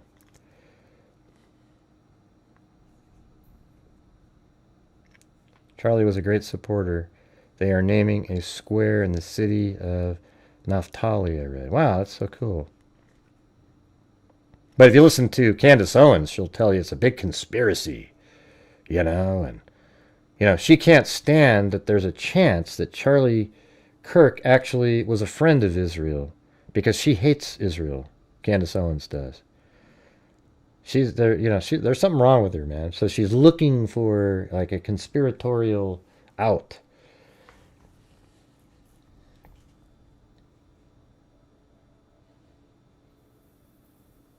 Or at least that's the gist that I get from her when you watch her talk. And you know, I'm just telling you, like, when you go to, if you go to the Middle East, you'll find out that Israel is like one of the only places where you sort of feel like it's here. You know, they have to have soldiers walking around with, you know, I don't know, like Uzis, I guess, but they don't, you know, they're just there for protection. But other than that, it's just normal people walking around doing their thing. She has. I don't know if she realizes it, Lucia Love. I try to tell people, I mean, she needs to, like, take a, you know, go on a long vacation somewhere, reset her brain, and get back to normal thought. She's just, all she does now is conspiracy theories. I think she thinks too highly of herself. Like, she's, like, really, oh my God, I've got all this information, and she hears stuff from crazy people, you know. I'm sad she was his friend. Unfortunately, she's off the rail. Yeah, really strange, isn't it? Yeah. I hope she gets well. Yeah, me too. Yeah. I mean, Candace Owens is brilliant. Like, when she's on the normal, what she used to do. Very pretty. She had all the stuff that would just, and then she's just, I think she's going after the likes and subs and views by peddling conspiracy theories. You know, it's garbage. But it sells. You can see it in the chat. Look how all the people that show up and they want you to go, hey, Gray, have you seen that one video with the guy with the... Yeah. Only thing I left was the rifle. Remember how I was engraving bullets? The effing messages are mostly a big meme. If I see notices bulge UWU on Fox News, I might have a stroke. All right, I'm going to have to leave it.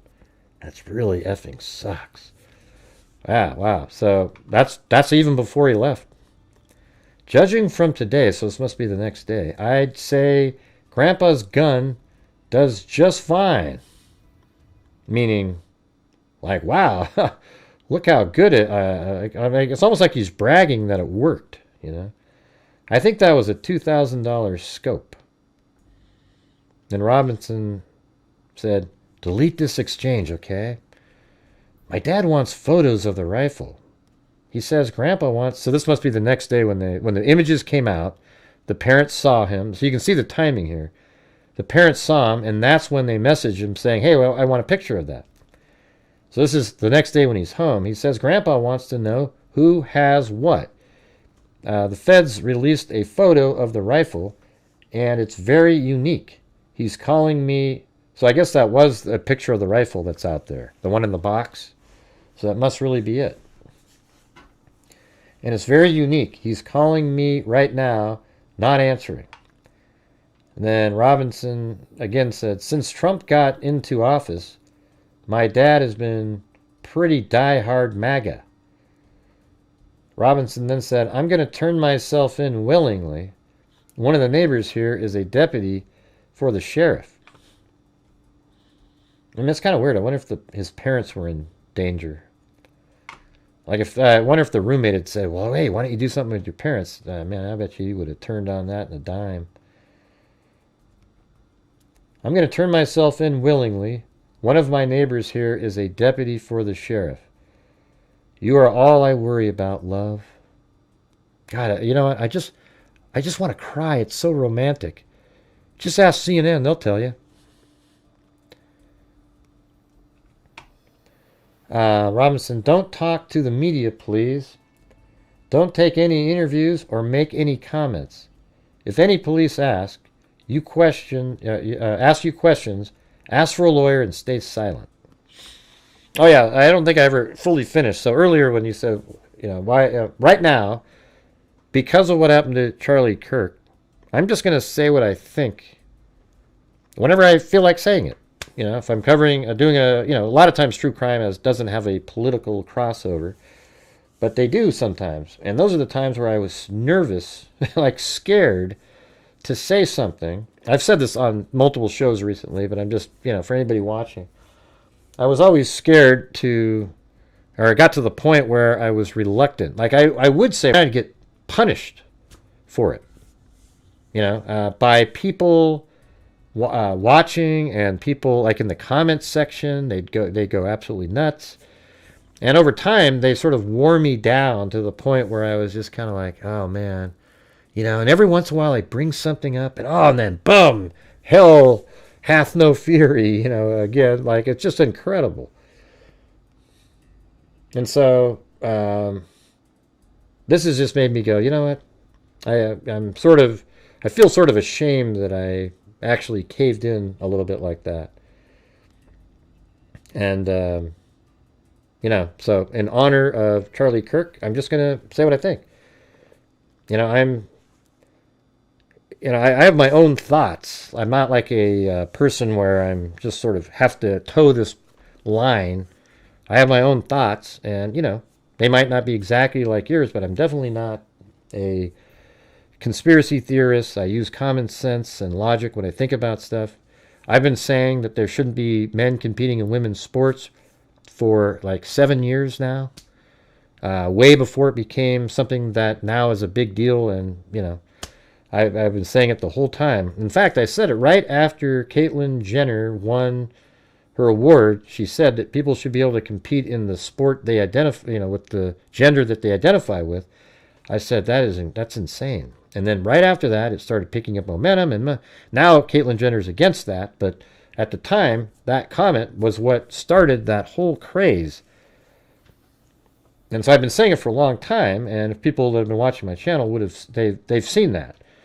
But it's like this big thing in the media in the last 2 or 3 years. Yeah, I think I just used, and like and the thing is gay people are totally normal to me. I have friends. I mean, I hate that when people go, "Oh, some of my best friends are." No, but I have friends that are gay. They're normal people. They don't bother me whatsoever. I don't, they've absolutely been accepted as that's who they are, etc., etc., etc. I think they might feel a little offended with all of these other letters being tossed in with them. these, all these different acronym letters. And so, I don't know. You have a safe place here if you're gay.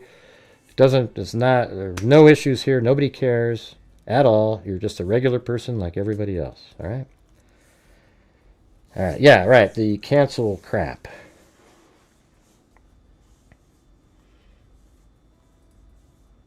Yeah, and as a matter of fact, you have a safe place here no matter what you are. Okay?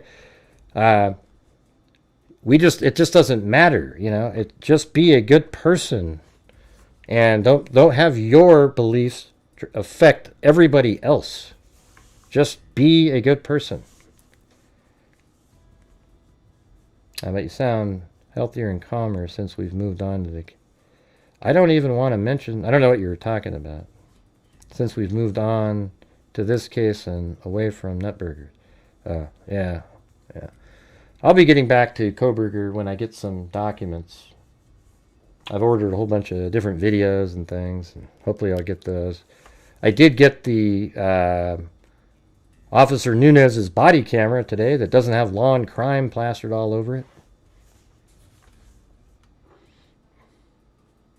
All right. And then it says, "You're all I worry about, love. I'm much more worried about you. Don't talk to the media, please. Don't take any interviews or make any comments. If any police ask you questions, ask for a lawyer and stay silent." Police executed a search warrant on Robinson's residence. During the search, police discovered a shell casing with etching, like the etchings found on the shells in the rifle near UVU. Police also found several targets with bullet holes in Robinson's home.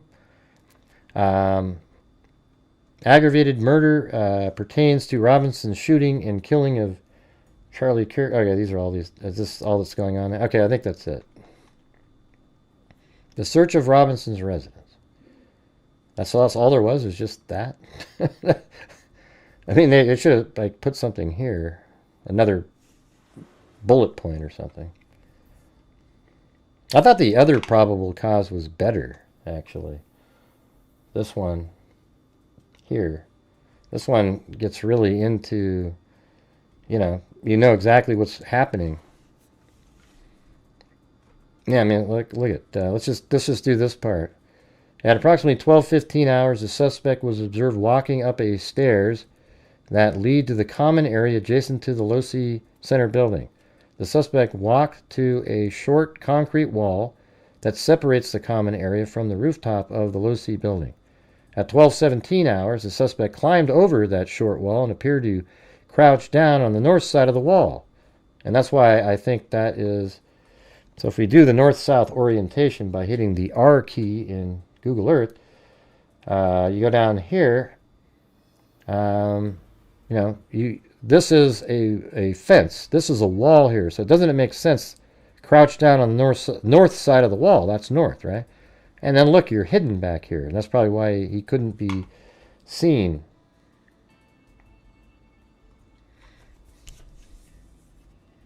Hey, thanks, M10. If he pleads guilty, that's up here. If he pleads guilty, is there no trial? Just goes to sentencing.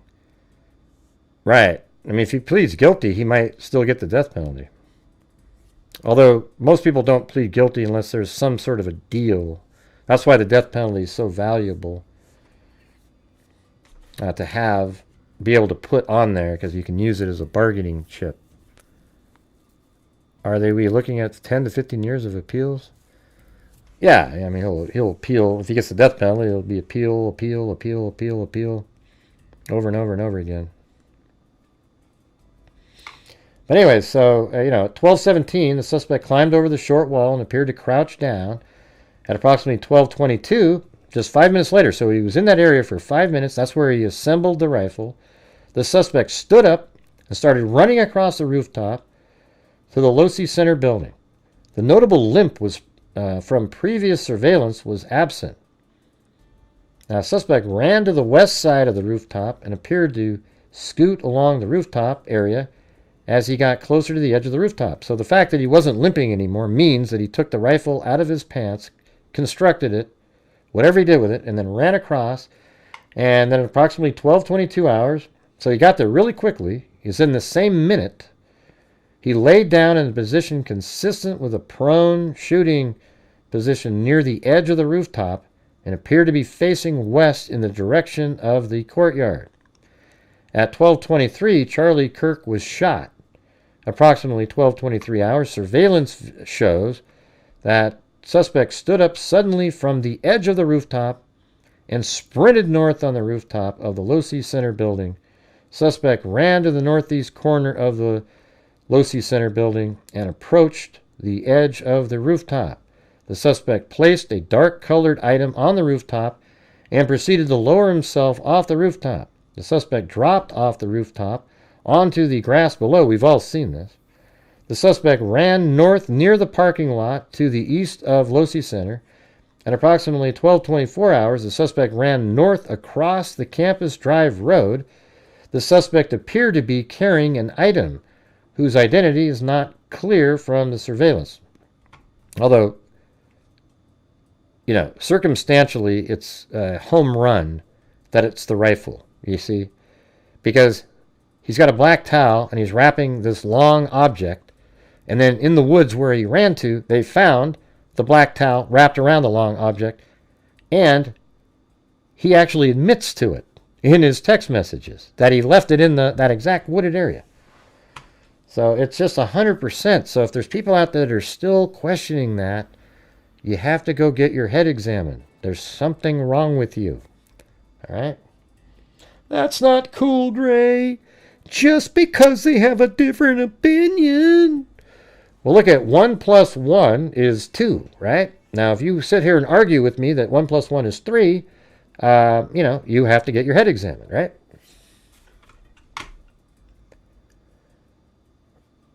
Let's see. The rifle was determined to be a Mauser. The area to the north of the Campus Drive Road where suspect crossed over consists of grassy area with trees on the edge of UVU campus. Investigators discovered a bolt-action rifle wrapped in a dark-colored towel. The rifle was, and this is the same area where he was waiting. The rifle was determined to be a Mauser model 98 30-06 caliber bolt-action rifle. The rifle had a scope mount on the top of it. Investigators noted inscriptions that had been engraved on casings. And thanks up there again, CR, the membership gifting queen. Had been engraved on casings found with the rifle. Inscriptions on a fired casing read, notices, bulge. I mean, isn't that amazing? They put out exactly in the media exactly what he didn't want to read. And they said OWO, but it's UWU. And that's what our buddy Raven was saying.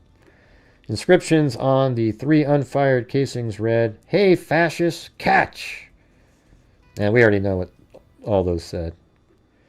Investigators also discovered a shoe imprint on the northeast corner of the rooftop. So that means when the killer, Tyler Robinson, ran across and he was right in this area, he left a shoe print on the top of that roof right there.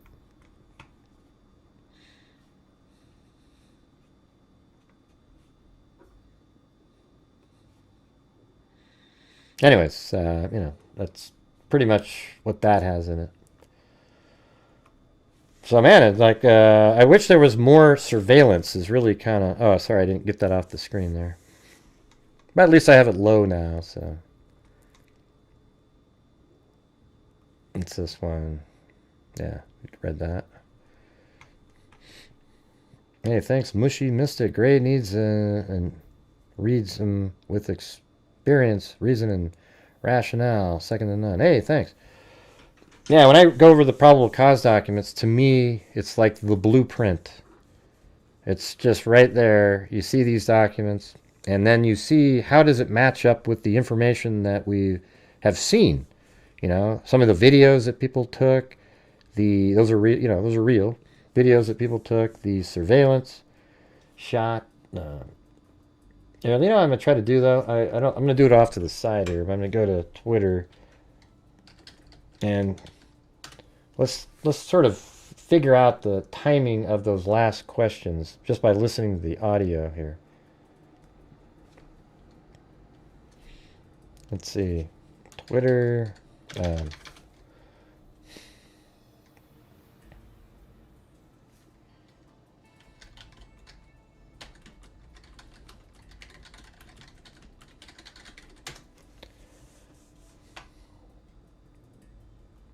Over the last 10 years. Counting or not counting gang violence? Great. Yeah, I don't like that part. I just want the last question. Looks like they're starting to disappear, the videos.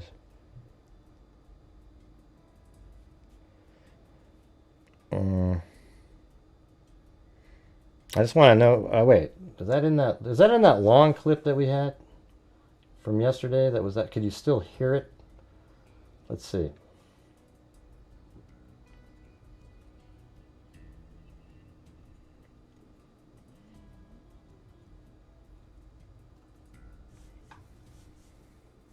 That if it was old enough that if it were shouldn't be killed at the age of 0.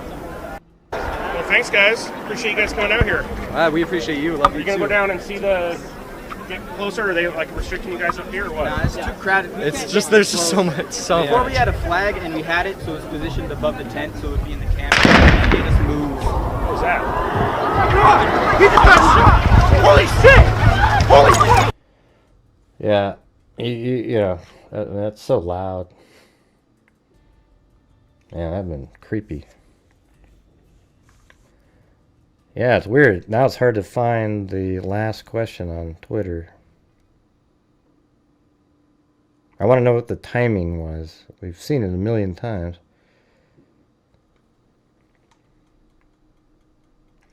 Thanks, Mushy Mystic. But hey, guys, if you want to help support the channel now, that'd be great. These are very loud.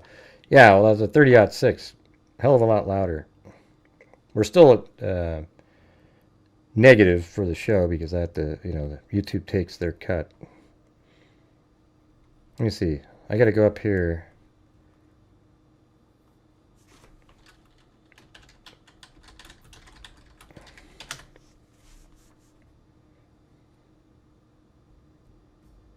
I don't know if they... Wait, that might be it.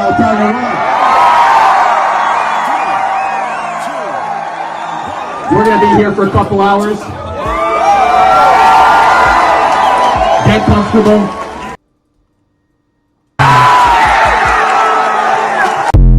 Oh, that wasn't it. Yeah, it looks like the videos are all kind of being removed off of Twitter. Kind of makes sense. I just wanted to hear the audio. Maybe that's it.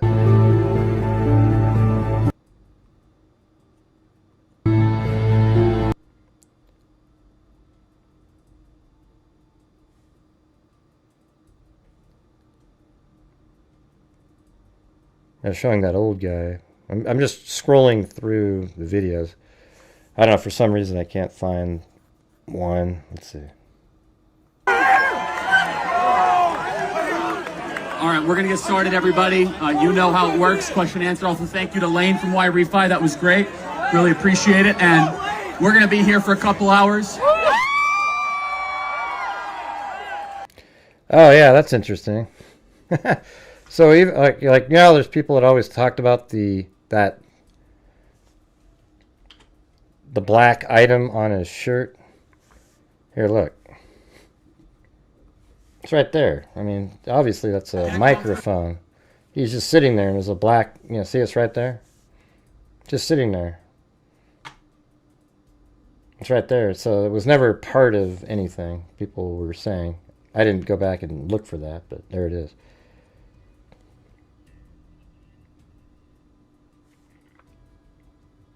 I want to figure out the timing of that first question and see if there was time for him to have ran over from here to there. Once he heard a question about transgender, he runs over, and then there was that next question that he just kind of answered to, and then he got shot. But I don't know.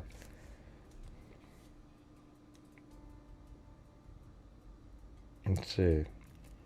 YouTube gave a warning before viewing. Last question. Do you know how many transgender Americans have? Yeah, that was the last question. Well, that was the one. I thought that was the one before, and then there was a follow-up question. And then he said something like, no, and then he said, and then it was like, you know how many mass shooters there have been? And he said, does that include, certain types of violence? I can't remember. Wasn't the last question. Yeah, I think it's just a shock wave that created the movement. Megan Kelly today, as a friend said on Facebook, said it appears that he was wearing body armor and it deflected the bullet. And then the person didn't say anything back. But, that's just her saying it appears. Her saying it, she doesn't have any extra information or anything, right? Now, if she'd gotten that from a source, she would have said, yeah, so my sources say that he did have body armor on, and it looks like it, and it deflected. She didn't say that.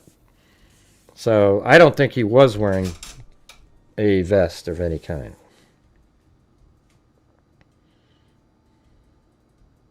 By the way, does Charlie Kirk have brothers and sisters and parents? And I mean, obviously he has parents, but I mean, we haven't seen.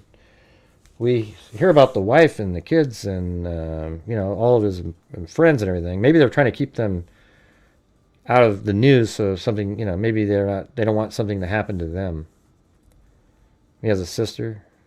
Now look at Bubba says a sister, and KK says a brother for sure. The wire from the earpiece wrapped around. Yeah, I don't know. I don't think that's what it was. I've heard that theory too. I think it's his shirt moved up because of a shock wave, and you see his neck got way wider, his face got wider, etc. All right. Well, I know we got the we sent our 500 in, but if you guys want to help support the channel, the rest of the show, that'd be great. I have proof. Well, you don't have proof. Everybody has proof. Yeah. Oh, because there's something in the air. Okay. Yeah. Right. Right. Like his neck got really wide. I think that's just the shock wave coming in. Who knows, man? I'm not saying it can't be the necklace, but nobody has any proof over anything.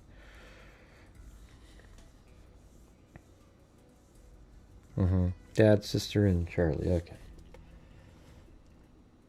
Right, so basically what we have now is a case that looks like I still want to figure out what the hell he was doing up here, and the timing is on campus. And I think don't you think he's probably wearing the same clothing that he was wearing with the shorts? That's what he changed into, or do you think he had a third set of clothing? Maybe he left one set of clothing in his car, and then the shooting clothing he put in the backpack when he changed out of it in the woods. And then maybe he had a third clothing setup in that backpack. I mean, it'd be kind of weird if you saw somebody walking around twice. Maybe not that weird. I don't know. No, I didn't watch it live. I didn't see it being streamed. He has 6 kids? I mean, brothers and sisters? Wow. Yes, Charlie was an only child. D. Cherry says, nope, 6 siblings. Does anybody know what the answer is?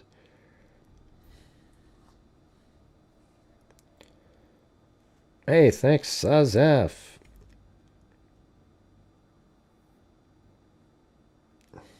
Right, they did say that when they found him when he got home, he was wearing clothing consistent with the clothing that they saw in some surveillance.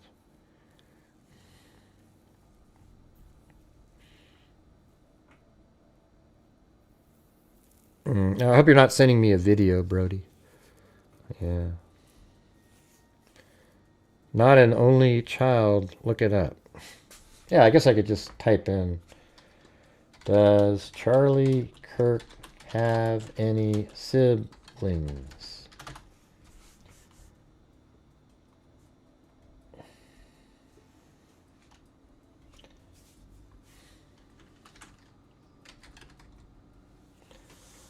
Although Kirk's family of 4, including his wife and 2 children, has been grabbing the attention for a while, many did not know whether he was an only child himself or had a sibling. However, recent reports have revealed that the founder of the conservative group Turning Point USA has a younger sister, Mary, who holds sharply different political beliefs. As news of, yeah, so there you go. So just a sister. I mean, I'm reading, I'm not, it's just Times of India. I'm not sure we can, that just sounds like a mundane story that, why would you make something like that up?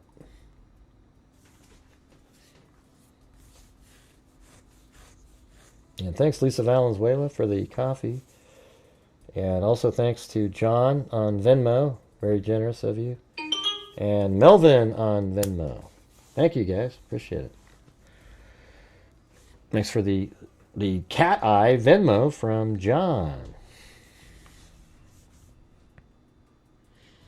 Maybe a sister. Okay, so let's just try to, sort of go through the case right now and just how strong this is, right?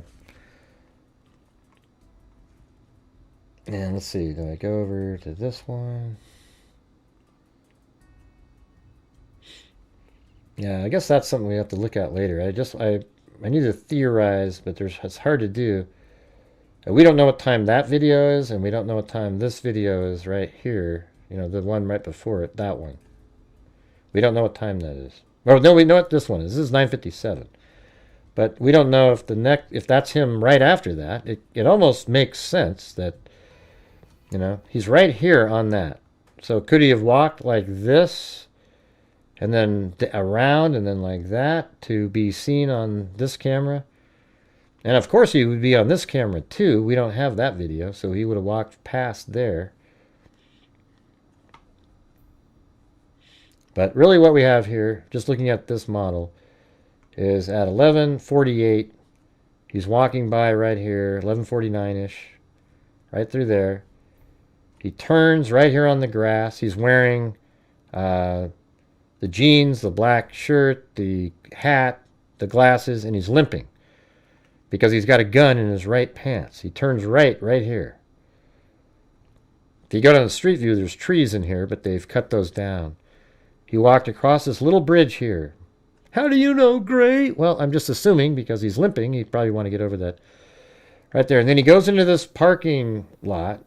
And then he goes into this tunnel here. And then apparently there's some shots of maybe him going up some stairs inside of this parking garage here. We've seen all of those. Then at 12:02, they have him walking right through here like this, limping. Goes into the door there. Then at 12:15, you can see him coming up these stairs, and he's still sort of limping. And, 12:15, he stands here. Then he makes his way over the wall. At 12:17, he's right here. And then at 12:17, he puts the rifle back together, or whatever he did with it. He's working on the rifle. Put it together. And then from here, 5 minutes later, at 12:22, he gets up and starts running. Did he time it with what Kirk was saying? Maybe. He ran over here and got in position and kind of shimmied over until he had a shot. And then at 12:23, probably 35, 40 seconds after he started running, he shot Charlie Kirk in the neck from right there. Then in that same 12:23 minute, he got up and ran across. So this is all really quick. He got up, ran across the roof over here. Sorry for the blurry look there. And then on this side, he jumps down. It's still 12:23. I mean, that's the crazy part. It's still 12:23 minute as he lets himself down, jumps down, and it looks like his glasses fall off his head, according to, I believe, what somebody said in the comments. And then he reaches down, picks up the glasses. He has the gun in his right hand wrapped in the towel. Then he struggles to put the glasses on as he's moving over here, and he's struggling with the rifle. I mean, imagine that. You're carrying a rifle with a black towel on it, and you're trying to put the glasses back on your face to avoid being, identified. Then he's going over here, and he's still struggling, and he finally gets it all together right in here, and he walks across the street normally and goes into these woods over here. While he's in the woods over here, he puts the rifle wrapped in a black towel in a bush, and then takes the clothing that he took with him out of the backpack that he's wearing and changed into that clothing. And then he stayed in the area for a while. He went to his vehicle, and then he stayed in the area, and he watched the location because he wanted to retrieve it, and was messaging his boyfriend over and over and over again, saying, hey, I'm trying to get my rifle, I'm trying to get, and the reason he felt like he could talk like that is because he first said to go check underneath the keyboard, and underneath the keyboard it said something to the effect of, I had a chance to kill Charlie Kirk, and I'm going to take it. So then that person was aware, and they had this conversation back and forth. And he was saying that he's got to go get the gun from the wooded area, but there's this car parked there. And he said, that's the only thing that could identify him was the gun, but he never was able to get back to the gun. And he left without it. And law enforcement found the gun. His DNA is on the trigger. It's on the gun. It's on the black towel. I don't know if they ever mentioned that the DNA was on the screwdriver. I haven't seen that part. I thought we read that, but now I don't remember. Do you guys remember that part? But anyways, he never got that. And then he took off and he went home. And then his mother saw the images that law enforcement put out. In fact, it's probably, one of these, one of these 5 right here. They saw that and go, wow, that looks like her. I mean, it would be really obvious to identify your own sibling, your child, based on this. So they saw that, and the mother said, hey, that looks like our son. The dad agreed, and then the news came out about the rifle, and the dad said, hey, give me a picture of your rifle. He didn't answer that one. And then they finally spoke to each other, and then he said that, he wanted to take his life, and that he did it, and then the father convinced him to meet with their family friend that's a sheriff, and they met, and then the sheriff convinced him to turn himself in and to turn over everything associated with it so that law enforcement didn't have to trash the house of his parents. And so he turned himself in. And law enforcement was looking at a Discord chat that apparently there was people in there that were sort of aware, and they're looking into every one of those people, and it's more than 20 people. So there you go. Yeah, his parents were conservative, yeah.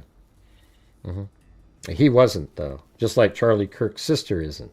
It's like people have everybody in my my family, me and my wife are the only conservative people in it. My dad and my dad's sort of middle of the road, but everybody else is just pretty liberal. Live in Seattle, Portland.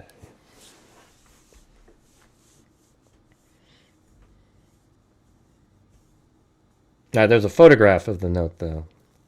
That's what they have. They don't have the original note.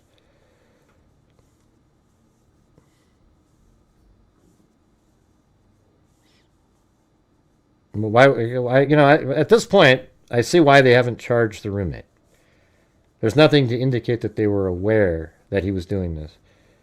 That's why he said, check the note underneath your desk. I had the opportunity to kill Charlie Kirk, and I took it. Or I'm going to take it, right? And then they're like, you're not the one that did it, are you? Yeah, I did it.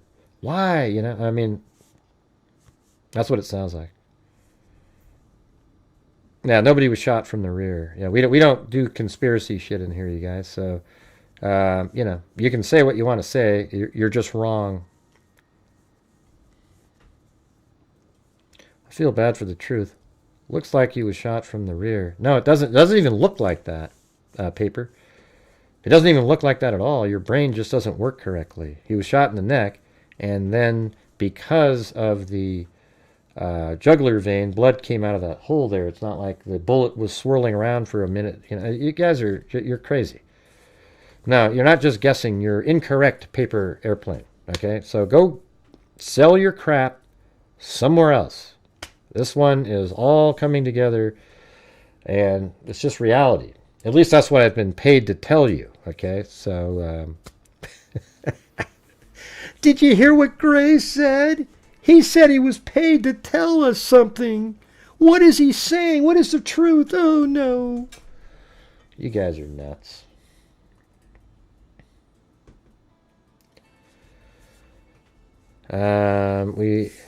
We saw the video and the evidence. Okay, so let's think about this one for a minute. And let's go back to the there's that other. This had different timeline information, I think. Didn't it talk about like 8 something in the morning?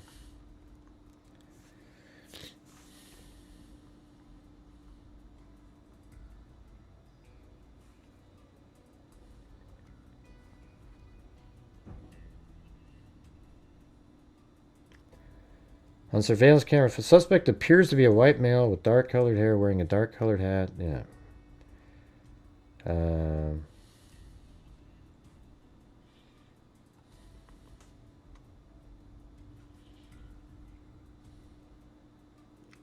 The courtyard area, Charles was wearing a white t-shirt, dark pants. Yeah, they're talking about Charlie.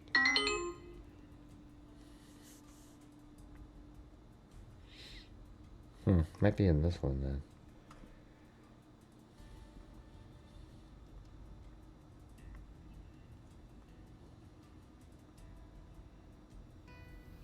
There it is, right there. See, we gotta sort of work this in with this. So it said investigators reviewed additional video footage from UVU surveillance and identified Robinson arriving on the campus in a gray Dodge Challenger at 8:29 on September 10th. And so that's, look at this. That's what that is. Let me zoom in over here.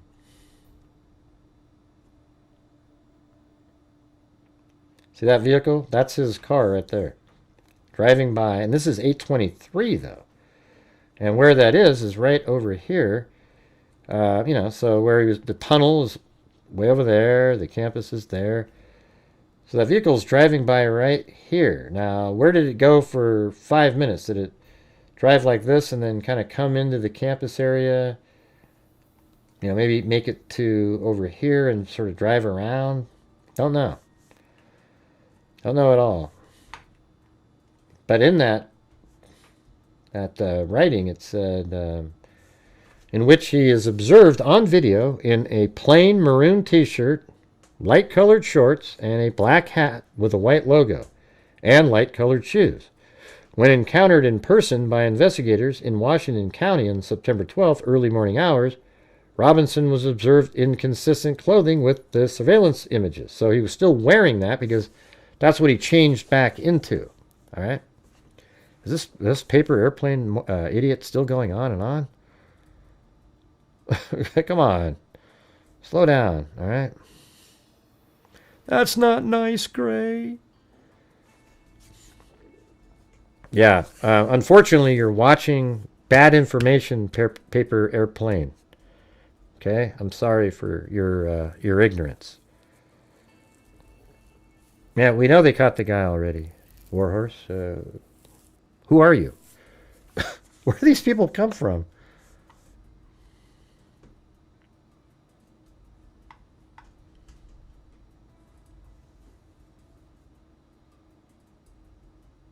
Oh yeah? Okay, let me see.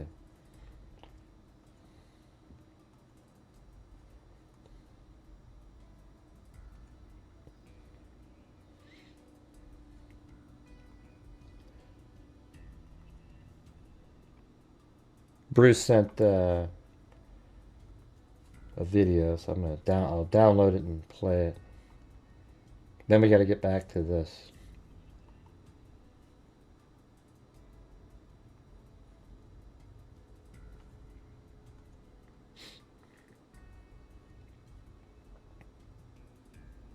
No, that's it. All right, great. So, do you know how many? Okay. Let's try to picture how this might work while this is playing. So let's say the roof, he's right there. And let's see how far this is. Hold on. Let's measure this. Oh, we got to do it from above.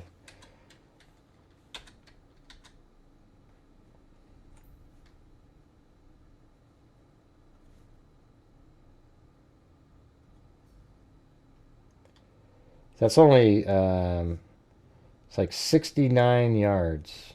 Or maybe, let's just say 70 yards. So if you were running, you could probably, you know, even if you're just kind of running, you should be able to do that in, I would say, you know, 15 seconds at the longest, right? So let's say he's right here. And let's sort of just listen to how this might work. All right, great. So, do you know how many transgender Americans have been mass shooters over the last 10 years? Too many. It's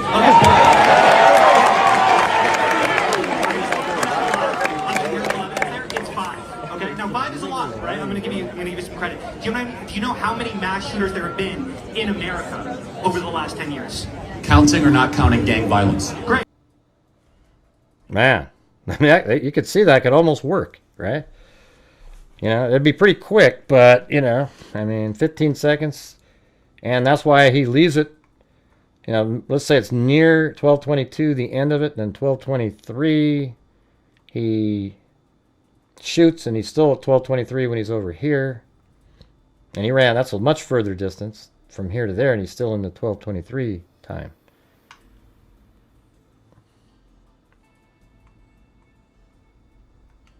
Did you guys even see what I just did on the screen?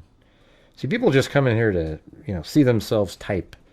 It's like, it'd be cool if we were like, you know, you're engaged with what I'm saying and we can actually, like, oh, look at that, you know. It's just, it's crazy, man. It's like talking to a brick wall.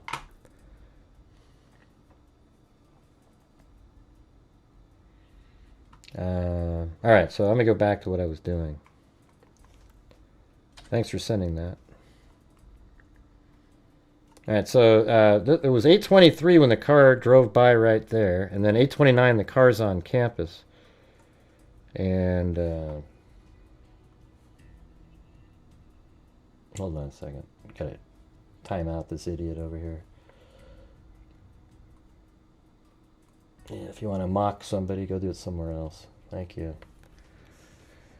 All right, let's see. What do we got here? It was probably a $2,000 scope. That's what I was thinking. So he's right here, driving by, but then at 9:58 he's walking here again. So what? You know, if he's on campus at 8:29 walking around, why is he then walking around again at 9:58? You know, it's like an hour and a half later he's walking, and he's walking by right there. See? Go to this, and so that's the car driving by at 8:23, and then this is him walking by at as it pans out, you'll see the time right there, 9:57 and 53 seconds, and then right there he's still walking. And so I mean, that's I mean, I guess he's just still surveilling and checking things out, I guess. He's moving around a lot, though. You know, in that video, he's walking in this direction. So is this where he knew? Did he determine where he was going to dump his weapon? It sounds like he had that pre-planned. Like he knew he was going to put the weapon in there. He didn't say he put it there because he was struggling or anything. He said he put it in there, and then he changed his clothing, and he was going to go back to pick it up later. So that means he didn't, he actually planned to put it there. And so maybe some of that, all that walking he was doing, I mean, and the thing is, we see him on camera walking by here. How do we know that that isn't the... Actually, maybe it's like this. He drove up here, and then eventually he found a place to park over there. Then he walks by here early in the morning, does whatever he does, and then after he's surveilled the whole thing and checked out his spot over here, he walks over there, up in this area, and he comes back like this. So he's actually heading back to his car to change for the final time, to then head in an hour later. So I think that's probably what he was doing. Yeah, right. So the car probably, let's see. So the car's over here and eventually probably drives by. It's weird though, because did they say the car entered or was it just him? Identified Robinson arriving on UVU campus in a gray Dodge Challenger at 8:29, in which he's observed on video in a plain maroon t-shirt. Why don't they say that he parked and got out of the vehicle? You can't see shorts, so obviously he's out of his vehicle. And they even mentioned his shoes, so of course he's out of his vehicle. Yeah. So 8:23, then somehow he parks. He's on campus where you can see him.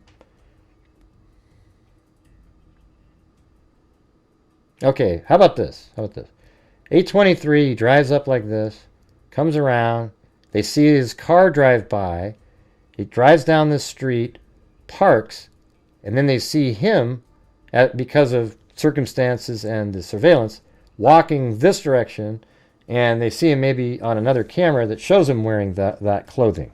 So they know it's his car, and they know it's him based on the circumstances of the case.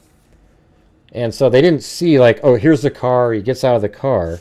It could be that at 8:23 he's over here, drives around, comes down here, and the vehicle spotted at 8:29 driving by, and then at some point he turns off of there. It doesn't look like you can go right there. So maybe he comes down here, drives up and parks somewhere over here. Then he gets out of his car and he walks over to the campus wearing that shorts and everything and surveilling and so forth.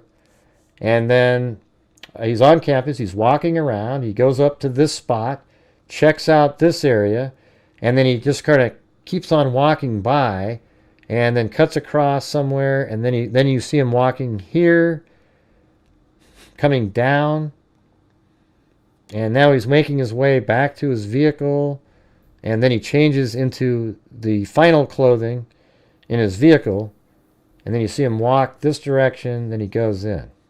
So maybe he spent like an hour and a half surveilling and then an hour and a half over at his car before he went in. I don't know.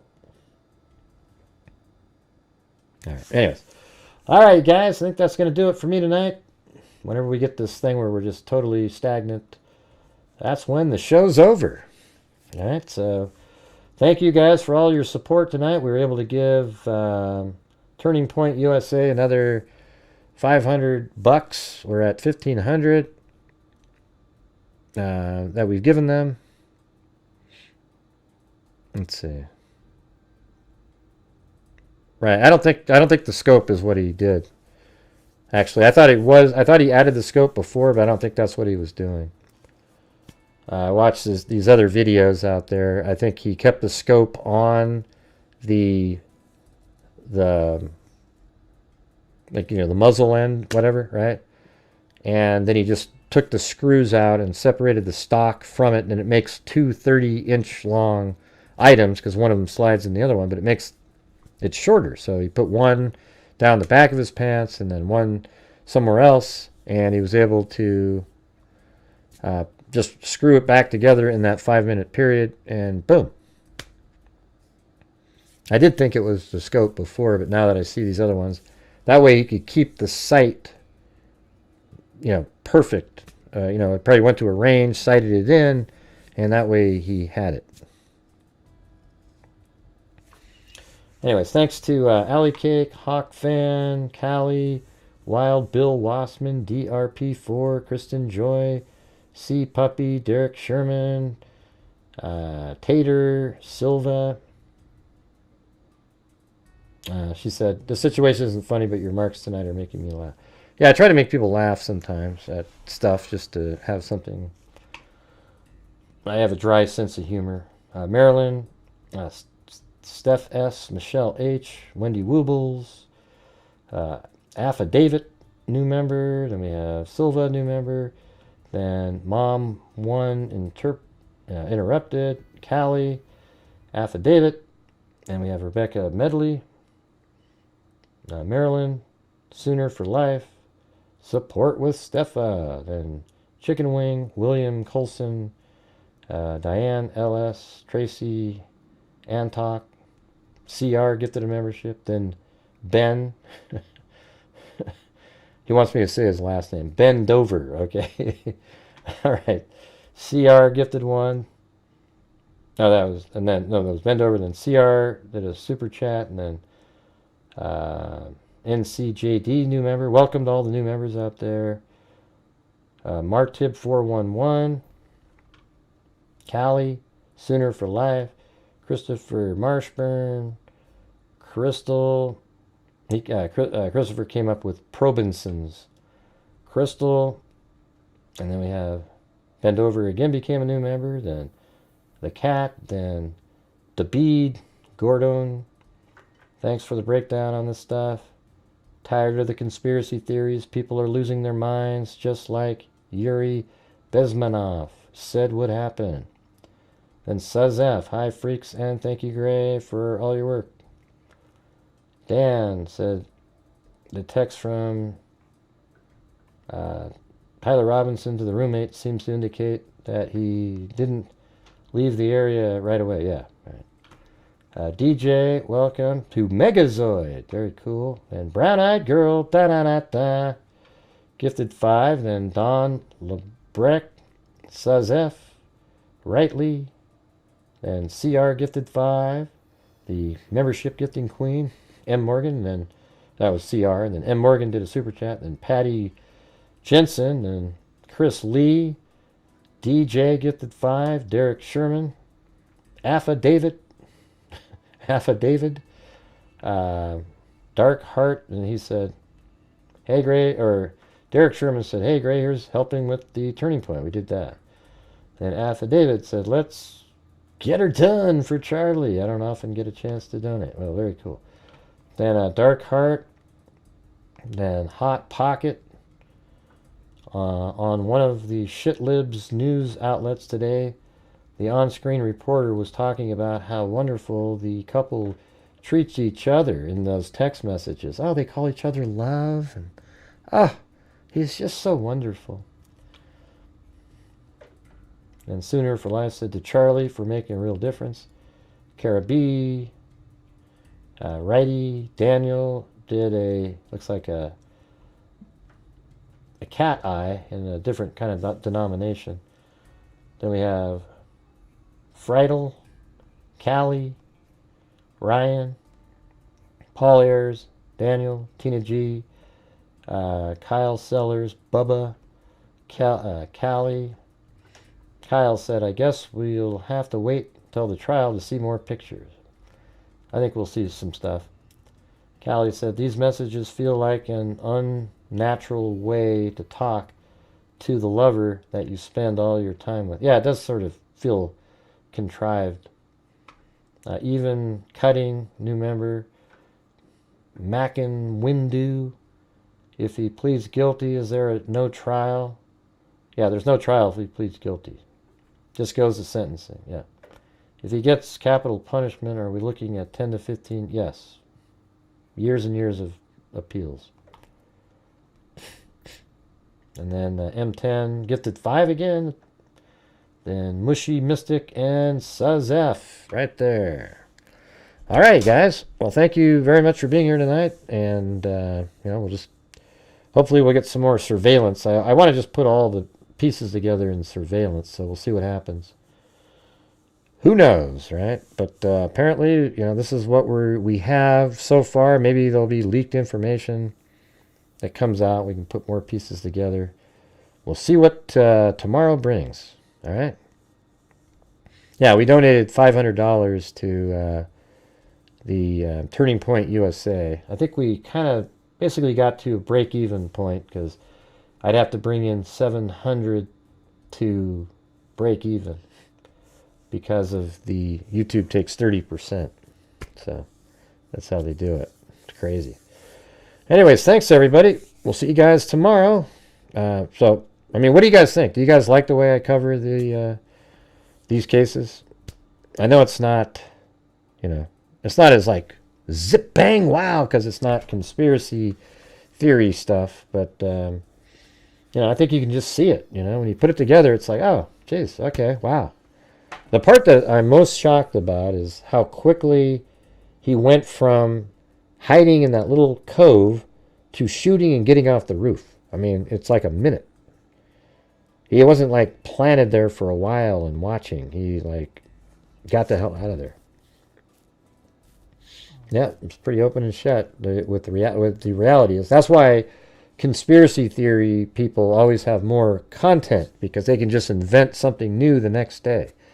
There's so many people in the crowd, you can start pointing. You can make a video about every single person in the crowd and talk about their hand gesture. Why did they look that way? Why did they look that way? Why did they look this? It's just, it never ends. But we, the people who use factual evidence, there's a certain point where you don't have as much to work with anymore. It's like you've already put it out there.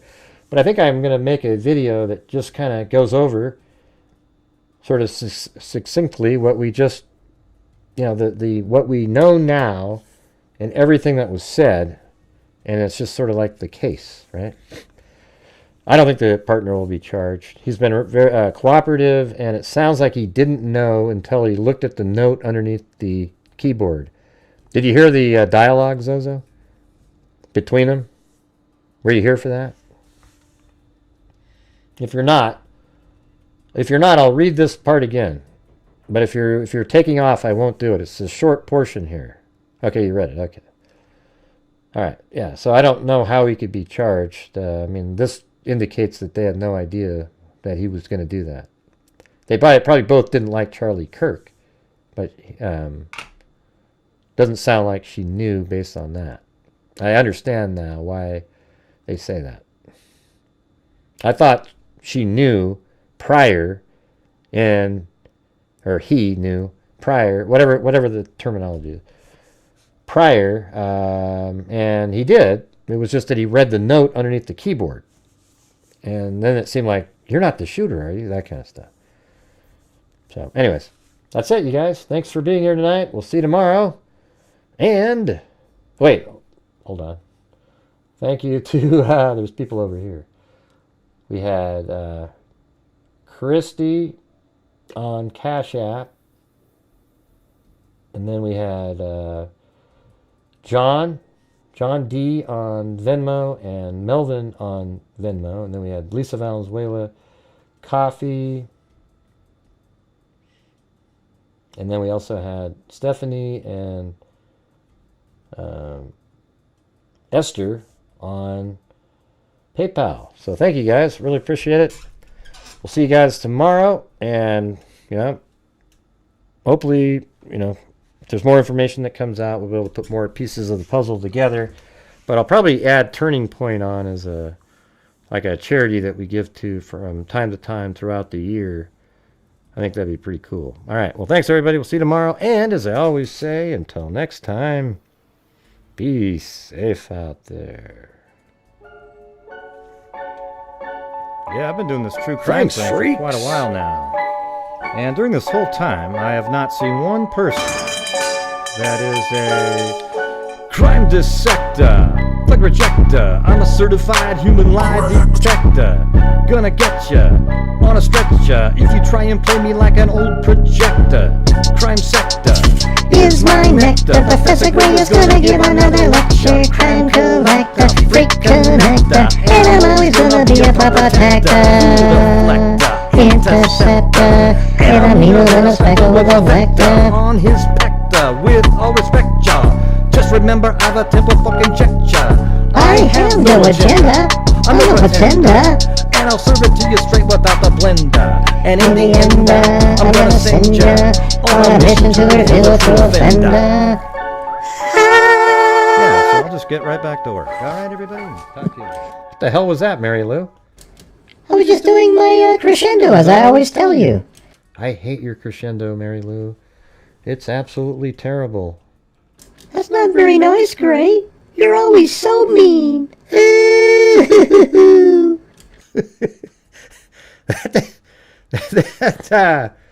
That cry didn't sound real at all, Mary Lou. It sounded absolutely ludicrous.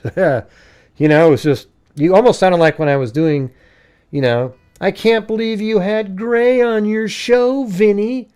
I'm never watching again. Ooh. Yeah, that's what I was doing. Ooh-hoo-hoo. Good night, Gray. Oh, Jesus.